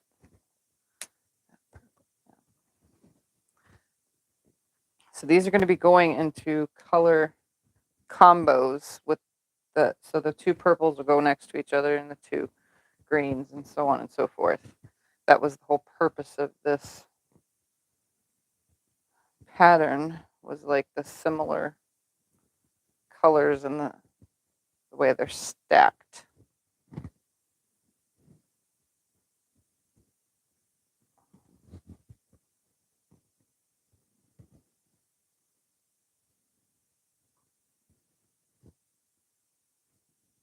Where are you putting these ones? They're matching colors too? Mm-hmm.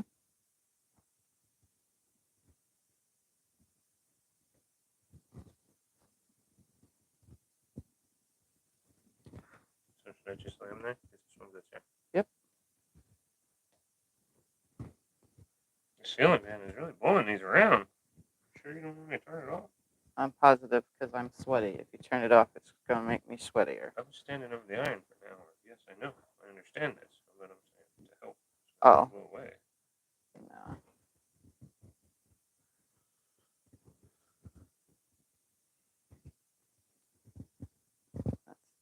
No.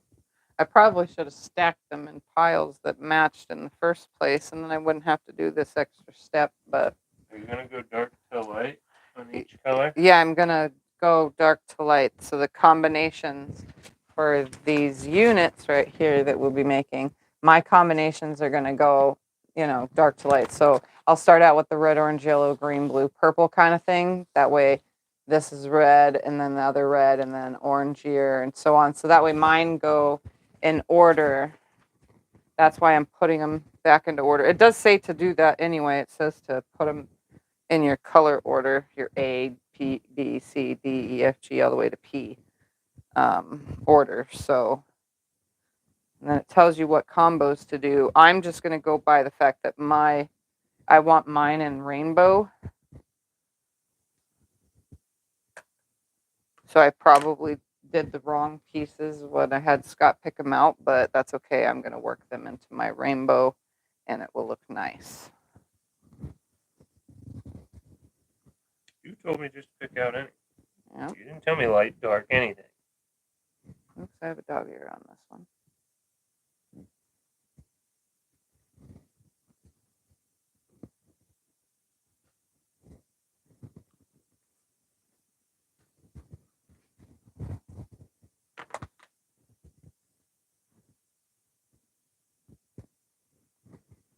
I'm pretty sure it's going to look good. It's going to be fabulous. Fabulous. Fabulous. Where'd you throw these? In your actual trash can or just in there? In there, right on top. You don't want them in the actual trash can? Here, you can slide them into the trash. Yeah, it's going to be easier.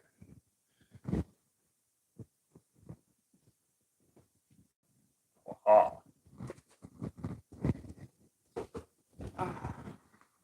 All right, almost done putting these. Hey, you thief. Well, if we do it together, it goes quicker. Isn't that the whole game plan? Well, you do some, I do some then. You have dog ears on a bunch of these. Oh, man. How did I forget some? Unless you were pulling them as I was. Was I pulling them? I don't know.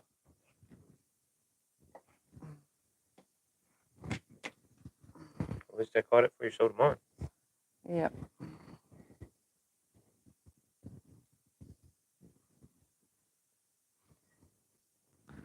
Probably because you were passing me stacks at the same time as I was cutting, too. That could have been how I got them out of not doing it.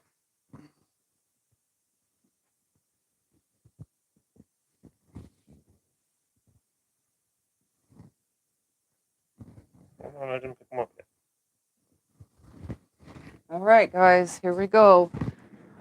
We're gonna go red, red, burnt orange, orange, lighter orange, then yellow. So I'm gonna stack them up out of the way. And then from yellow goes to dark green, medium green, light green, dark blue, medium blue, light blue, dark purple, medium purple, light purple. All right, so I'm going to take 2 reds, and they're going to go on top. So I'm pretty much making step 2 on the pattern, and I'm going to do mine again in an order. So I'm going to have the darkest red on the top, and then the medium red on the bottom. I just need 2, and that's my first combo, and it goes this way. And then the next combo below that is going to be the next shade, which is starting into the orange. And I'm going to stack these on top of each other because this is how I'm going to sew them. You know, these 4-patch units. I'm going to just chain piece them, and they should stay in order. So I have this darker orange, and then this lighter orange will be what's directly under it. Do you float your quilt tops? Yes, when I long arm quilt, I float my quilt tops. So now we're going to move on to a lighter orange. 2 of those. All my long arming is free motion quilting, and I float the tops. And then we're going to do yellow underneath that. Oops, yes, so that's how it goes. Yes, and yes. I'm continuing making this V shape over and over. And then we have green, so I'm going to go dark green, 2 of those. And then the medium green underneath, 2 of those. And then now we're on light green on top with a dark blue on the bottom. And then we're going to go to medium blue on top.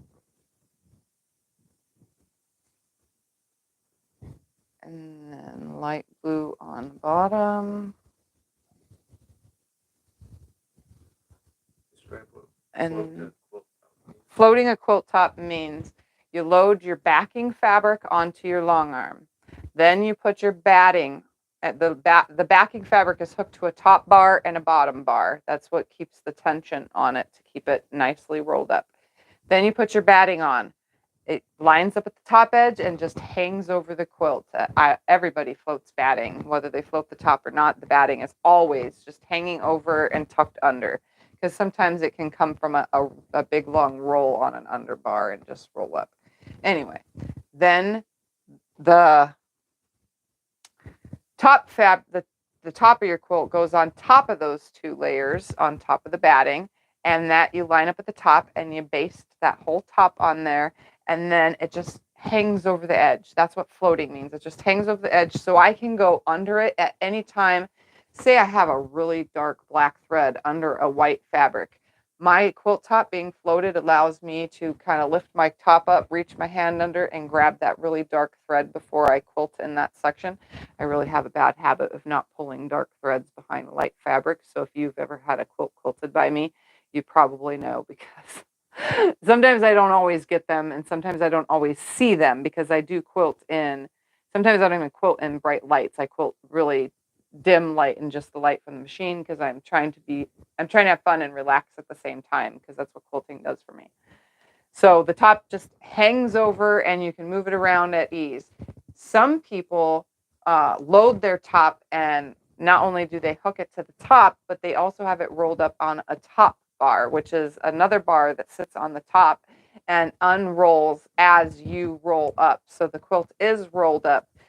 Mainly people that are doing show quilts and need everything to stay equally aligned from side to side and stay nice and taut, where it's got a little bit of pull to it and flat. Mainly that is done for show quilts and stuff. But some people that do computerized long arming also roll the top up. I free motion quilt everything, so I just float all my tops, and it allows me to adjust if I need to adjust, and nothing is hooked to a bar. So it allows me to reach under it when I need to, or adjust the batting underneath, or just it allows me to do anything. If something happens, or again, if a dog ear is in the way and I see that from the opposite side, I can literally move that quilt up and out of the way and snip that away and then fold it back down. So that's what that does. But now I lost count, so now I need to go back. 1, 2, 3, 4, 5, 6. 1, 2, 3, 4, 5, 6. Okay, now we're starting with the dark purple, and then underneath it will be medium purple. So this is one row. My next row is going to be the opposite direction. It's going the opposite direction. So here's one row's worth. I'm just going to move this out of the way because I know that this is one row's worth of my half square triangle row thing. And I ended with the medium purple. So that means my next row, I want to start it with the lighter purple. You have 4 of each color, right? I have no idea. Why didn't you go dark red, then medium red, then light? I did go dark red, medium red, light red, dark green, medium green, light green. It's going to go flow all the way down. So my next row is going to be starting with the purple, and it's going to be paired with the red because it's going the opposite direction. So it started here with red and ends with the medium purple, and then it's going to start here with the lighter purple and red on the top and go with the red. So these ones are actually going to be facing this direction right here on the quilt. So the first row is going up, the next row is going to be going down. So technically the purple would be this one, like this, and the red would be my point. Oops, like this. Now that I'm looking at it, at the chart. So now I have my light purple and then red. So now my bottom would be the next red. How much do you charge for long arm quilting? I charge 2.5 cents per square inch for long arm quilting. That includes thread. That does not include batting. If you want batting, you have to either send it in or order some and have it sent here, or you can choose from what I have here, which is basic long arm quilting. That's edge to edge stuff that I know how to do on my own in my head. My head contains probably 150 different computerized designs, but they're not computerized. It's me. So, yeah. If you guys want something special, though, custom quilting starts at 3 cents a square inch. So that's stitch in the ditch, echoing around blocks, so on and so forth. That's what I call custom. Okay, so now this goes up here.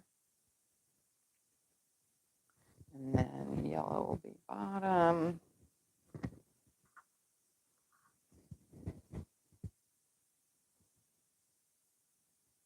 And then green on top. Did you miss the top of the light blue arrow in the other pile? The top of the light blue arrow in the other pile? I have no idea.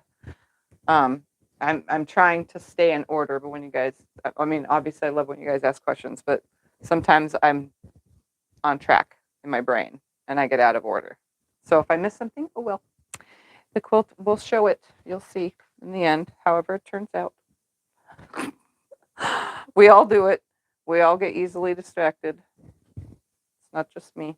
All right, so now on that one. That's why I'm talking to myself at the same time, like always. And that's going to go there, and then the medium one goes on top of it.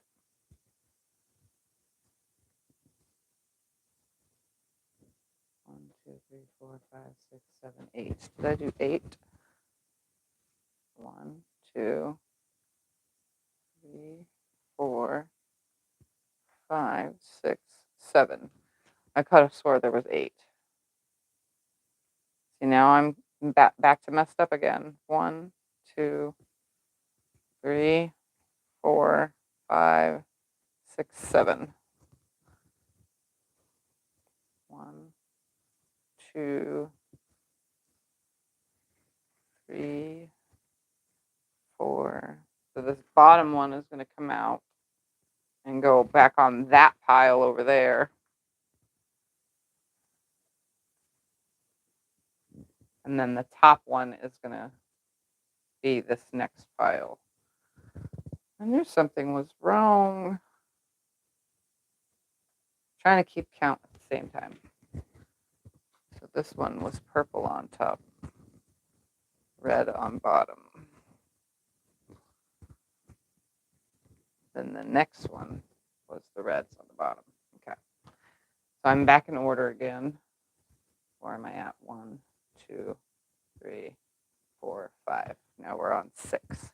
Why did you start putting them on bottom first instead of top? Because I'm going the opposite direction now. So it's going to be continued but flipped, if that makes any sense. The idea for me, so it's going to go red, orange, yellow, green, blue, purple, and then it's going to go, this pile is going to finish with the purple back to red, orange, yellow, green, blue, purple, and then this pile is going to go the opposite, red, orange, yellow, green, blue, purple, and this one's going to go red, orange, yellow, green, blue, purple, and this one's going to go red, orange, yellow, green, blue, purple, but in opposite directions. And wherever the previous one ended is where the next one's going to start. Hopefully that works out. If not, whatever. All right, what was I at? 1, 2, 3, 4, 5, 6. 1, 2, 3, 4, 5, 6. So this would be 7. You cut 5-inch squares to make this quilt top? Yes, you can cut 5-inch squares to make this. And this is 8. I mean, 6. 1, 2, 3, 4, 5, 6, 7. This is 8. Red. And this one.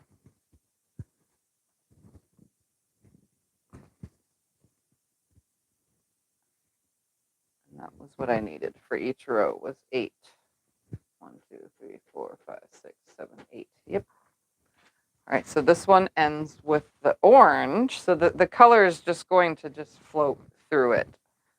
So that one ends with the darker orange. So that means the next one is going to start with this orange at the point, because it's now going to go the point way. And this one's going to go underneath. Like this. And then it's going to go to the yellow.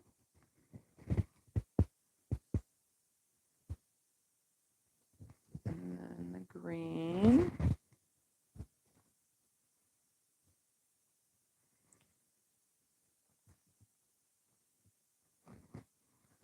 And this green. And this green. You have a video doing pantographs from the back of the machine? I only have one video where I did a panto, and I have one where I started one, I ripped it all out in the live stream, and then decided to quilt on my own because pantographs circles I could do better on my own than following a panto, and that's what I was trying to do in one of the videos. But I do have one where I did an animal pantograph. But I really don't do pantographs. I do free motion quilting. I mean, I can order a pantograph and do that if that's what a client wants, which I've done. That's where the animal one came from, was for a client. Purple.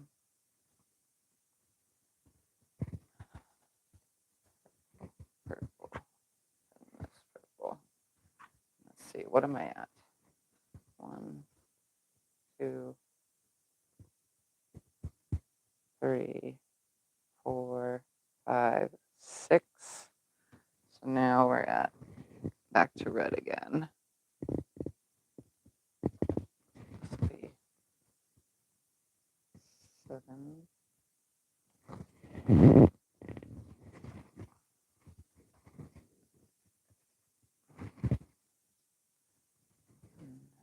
And 8.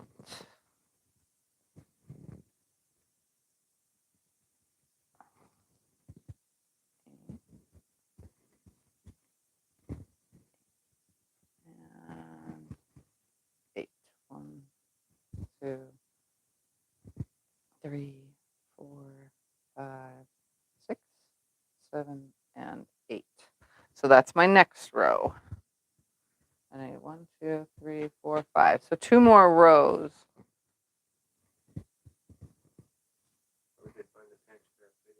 You just have to look at my long arm videos. It'll say it in the title. So there's a whole playlist of long arm videos. It'll say in the title, blah, blah, blah, panto.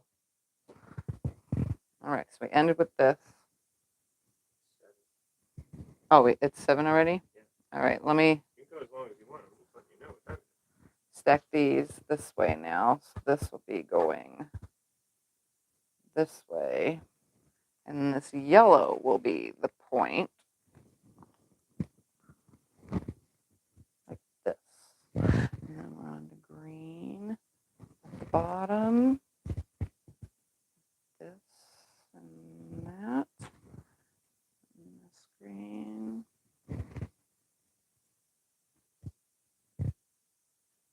And there. And light green. Here and here. And blue. And you know, those extra triangles that I have left over, I could cut another strip of white, and if I think I'm out and those weren't the right colors, I could go on to the next color in that order. For now, I have what I have, and I can change it at any time by adding more or whatever. So this would be light blue. 1, 2, 3, 4. And there should be 4 here. 1, 2, 3, 4. Okay. So we're on 5. If you want to make the quilt larger, would it be better to make sashing wider and add a border, or to do more half square triangle combos? If you want to make it bigger, do more half square triangle combos and have a bigger sashing, or have the same size sashing and more rows. So there's many ways to make this bigger. You could have the rows have more pieces in them. So instead of 8 of these square units going down, you can have 10 or 11 or even 12. And instead of having 5 rows across, you can have 8, and do 8 by 12 or whatever, and still have that same width of sashing. Or you can make your sashing bigger in between the two. That's up to you. I would say if it was me and I was making it bigger, which I always make everything bigger, but this only had enough, well, actually it has plenty of fabric. White-wise, it only had enough fabric for this size quilt. But if I was to go bigger, I would add a 6th, 7th, and 8th row of half square triangle arrows going up and down. And then I would also go all the way down to like 12 or 13 in the row. And then do the same size sashing between each row and the cornerstones and so on and so forth. That's how I would make it bigger. All right. 1, 2, 3, 4, 5. 1, 2, 3, 4, 5. So I'm on light purple now. Right here. And right here. After light purple goes to red. I forgot what number I was on already.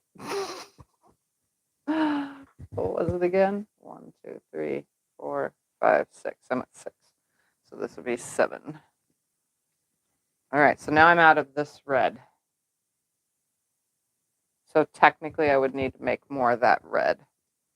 And now I'm out of this red as well. And I'm only at 1, 2, 3, 4 of my 5 piles. So you can see where I'm missing a piece of this.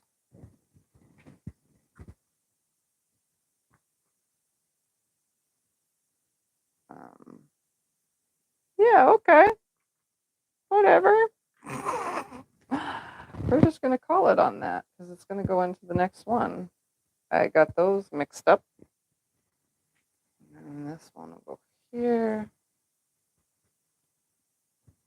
Yep, they definitely got mixed up. One ended up in a different pile. They look exactly the same. That's why. 3, 4, 5, 6, 7, 8. That gives me 8. Oh, what am I at here? 1, 2, 3, 4, 5, 6, 7. I can't count. 1, 2, 3, 4, 5, 6, 7, 8. All right, so now I'm on that next pile, and then it would start with the point of the or the yellow at the point, and then we move on to green this way, and then this green. So now I'm out of this green. This one, out of this one.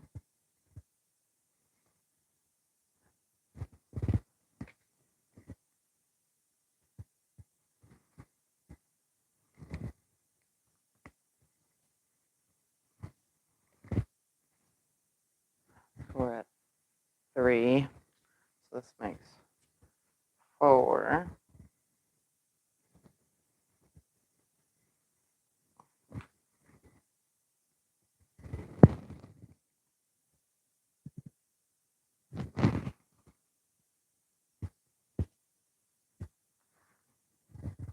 All right.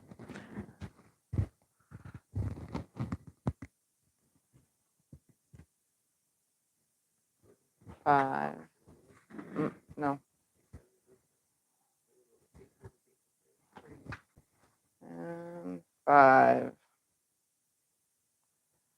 And now that I have 5 and I know that my next is red, but I don't have any other reds, I can go back now and cut away the reds, or I can just use the colors that I have here, which being put out of order might look kind of funny. So I kind of do want to grab the rest of the reds from all of this. You have 2 more right here. Yeah, but I need 2 more of the rest. Oh, okay. So what am I at? 1, 2, 3, 4, 5, and 1, 2, 3, 4, 5. So I need the reds from out of here. And I didn't need these ones right here.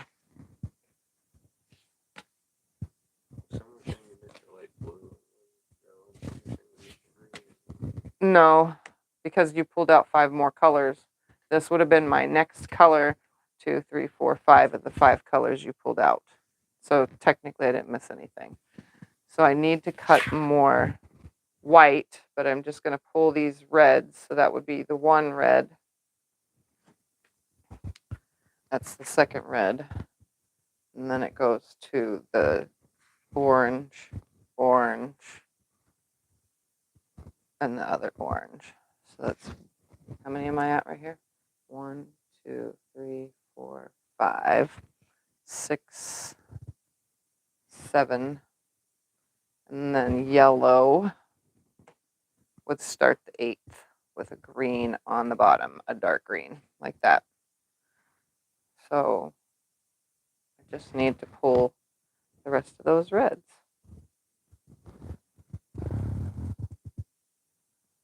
That one will be going with that one. So that would be 1. This will be 2, 3, and 4. Right? 1, 2, 3, 4, 5. 1, 6, 5, 6, 7, and then this makes 8. Okay. That's plenty. So I need to cut a few more. And the rest of these can go towards my back. So I just need to cut some white. I wonder if I have 4 7/8 on the fold here. let's see. 4 7/8 on the fold. I do. I'm gonna straighten that out though, because it's kind of crooked. Turn it around. This does totally, allows me to, not have to cut from the yardage at this moment. Because I'm being smart about this. Alright, so this goes with those two. And I need to do that 3 more times. Smart, right? I'm going to straighten it out. And then turn it around and cut it at 4 7/8. Cut it on the diagonal. And then sew these pieces. And I will have a lovely equal amount, and all 5 rows will taper exactly. Yay! I love it when a plan comes together.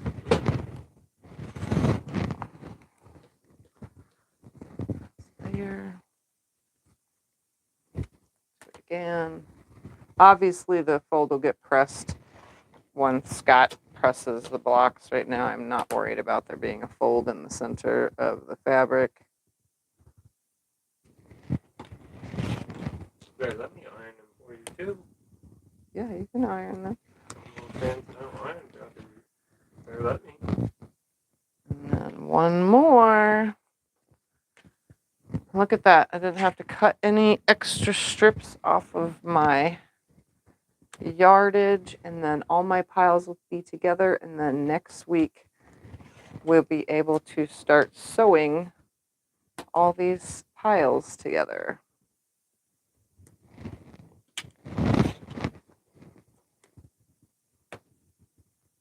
I'm just going to finish these half square triangles, stack them up. That way I don't get anything out of order.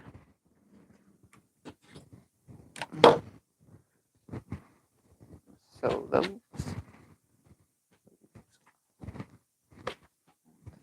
That. I'm just going to stack these out of the way. That's pile 1, pile 2, pile 3,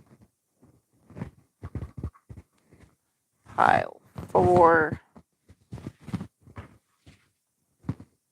Count the last group. It looked like you did the top and the bottom. And pile 5.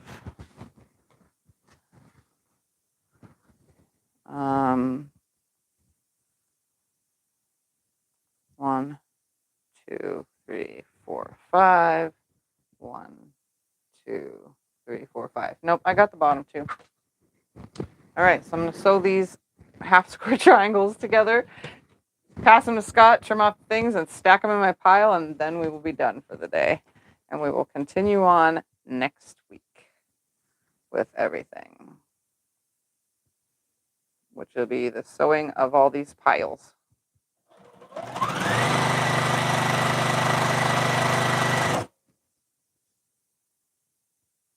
So not bad for a day's work to get all these half square triangles in a color variation that's pleasing.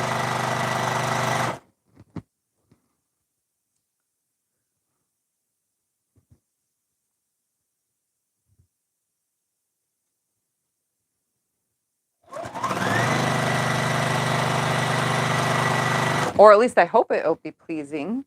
I can admit it right now. I'm not perfect. We're trying to make it an equal amount.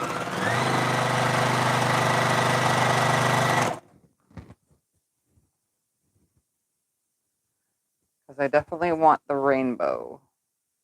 I was not doing what the pattern shows.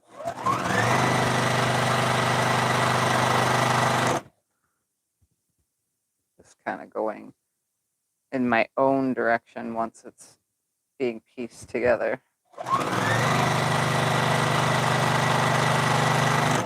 Which is 100% fine to do with any pattern. You can vary off of the directions in your own matter. Layouts are just a suggestion. doesn't have to be that way. You can do as you please with it.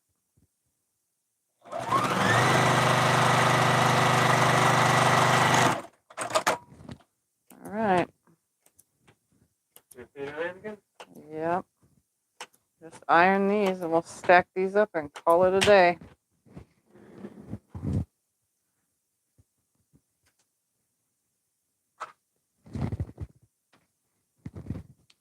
So this is my dark red. It's going to go on top, and then as soon as he gives me the medium red, it'll go below it.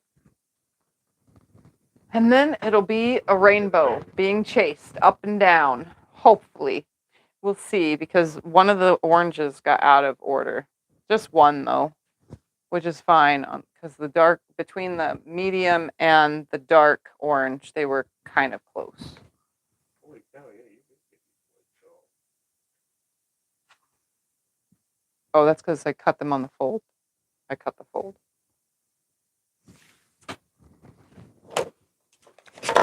It should work out for the best.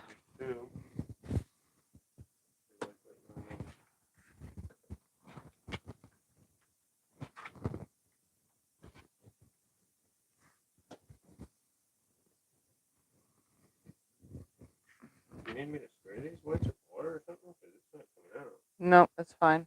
It'll come out in the final quilt. In the final. So,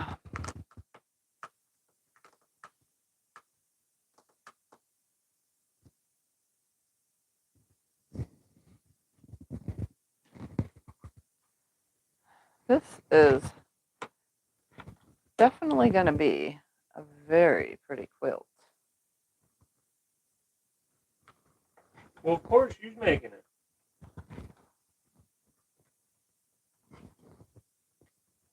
Is it too late to fix the orange? Yeah, because I don't know what stack that orange ended up in. So, and I don't really want to pull them all out. It's barely noticeable. The colors are super close. I'm even going to hold it up to the camera for you to see. That's two different oranges. They are so similar. They look exactly the same. The only thing that you can tell the difference is this one has more of a poof cloud to it, and this one has more like darker, more swirly to it. Other than that, like here's the same combo. You can see one is more jagged and the other one is not. So you can see that that's really hard to tell the difference with those two oranges. So having it right next to itself is not going to matter. Whatever. Do you have a place that you keep all that till next week? Do you keep it all in order? Yes, I have a place to keep everything in order till next week. All right, so we're going to do dark orange and medium orange. And then light orange and yellow. Just like this. Bam. So all my piles now have 8 pieces in each pile, all in a strategic order. So all I have to do is take one of my boxes. Where's my boxes? I have an empty box somewhere right here. That one's got stuff in it. That one is the empty one. So I use these Open Gate boxes. Every month I get a box from Open Gates. And they are the perfect size for me to put my blocks in. So I literally just stack them in here. So this is pile A. We're just going to call it pile A. And we're going to put, actually we're going to call it pile 1 because I grabbed the numero set. So this is pile 1. And then we're going to take pile 2, stack it on top just like this. And we're going to stick a 2 on the edge of all that. This is pile 3. So I'm literally going to take the 3, stack that on top of there. Look who came in to say goodbye. And then a 4 here. This. And then a 5. Right here. Daddy's baby right here. And there. All right, so all of my pieces are in here and ready for me to do whatever with next week and to work on. So there it all is in my open gate box, and to keep the dust or the cat or anything off of it, I just close the boxes and there you go. It's out of the way and I don't have to worry about it. And everything is stacked up. Nothing is out of order. They're all in the direction that they need to be sewed, so I can literally just sew them continuously next week straight from the box. Boy. So there's that. Again, we are working on always changing rainbows. If you do explanation pattern, it takes you straight to the PDF download. And it's a free pattern from Benartex. Super cinch to do. You can do it with whatever colors you want. Again, they named it Always Chasing Rainbows. I'm assuming because you're chasing the rainbow of color. Me, on the other hand, I'm doing it in the rainbow color, but you can do this in whatever color order you want, and it'll still look just as good. So that is where we're at, is making step 2, putting the half square triangles together. And then I have all these towards the back because I just overcut, and I have tons of fat quarter. Look at this. I have all these left from all 15 fat quarters. So here's a whole another small quilt from all of this. I could just add a background fabric and make another quilt with all this, because these are like 8. This is almost 9 inches, so it's like 8.5 inches here left. So that's almost a quarter cut of 9 inches of fabric, just not the whole width of fabric because it was a fat quarter. So again, whole entire quilt worth there. This can go towards the back. Whatever white is left over, I'll cut down to pair with these, or I'll just pair them together and call it a day. But I'm having fun with it. I did not pre-cut any of the rest of the white for the sashing and the borders and the cornerstones and all that. That I will do next time when I get to that step. For now, we're just ending it with where I'm at. So continuing next week, we will be working on this, Always Chasing Rainbows. So if you want to start on this, go ahead and start on it throughout the week. And by next Sunday, we'll be on the next step. Any questions, Mr. Scotty? Nothing I know of. All right, guys. Well, if there is no questions, I'm going to go ahead and get off of here. I am hungry. I need to stretch my body.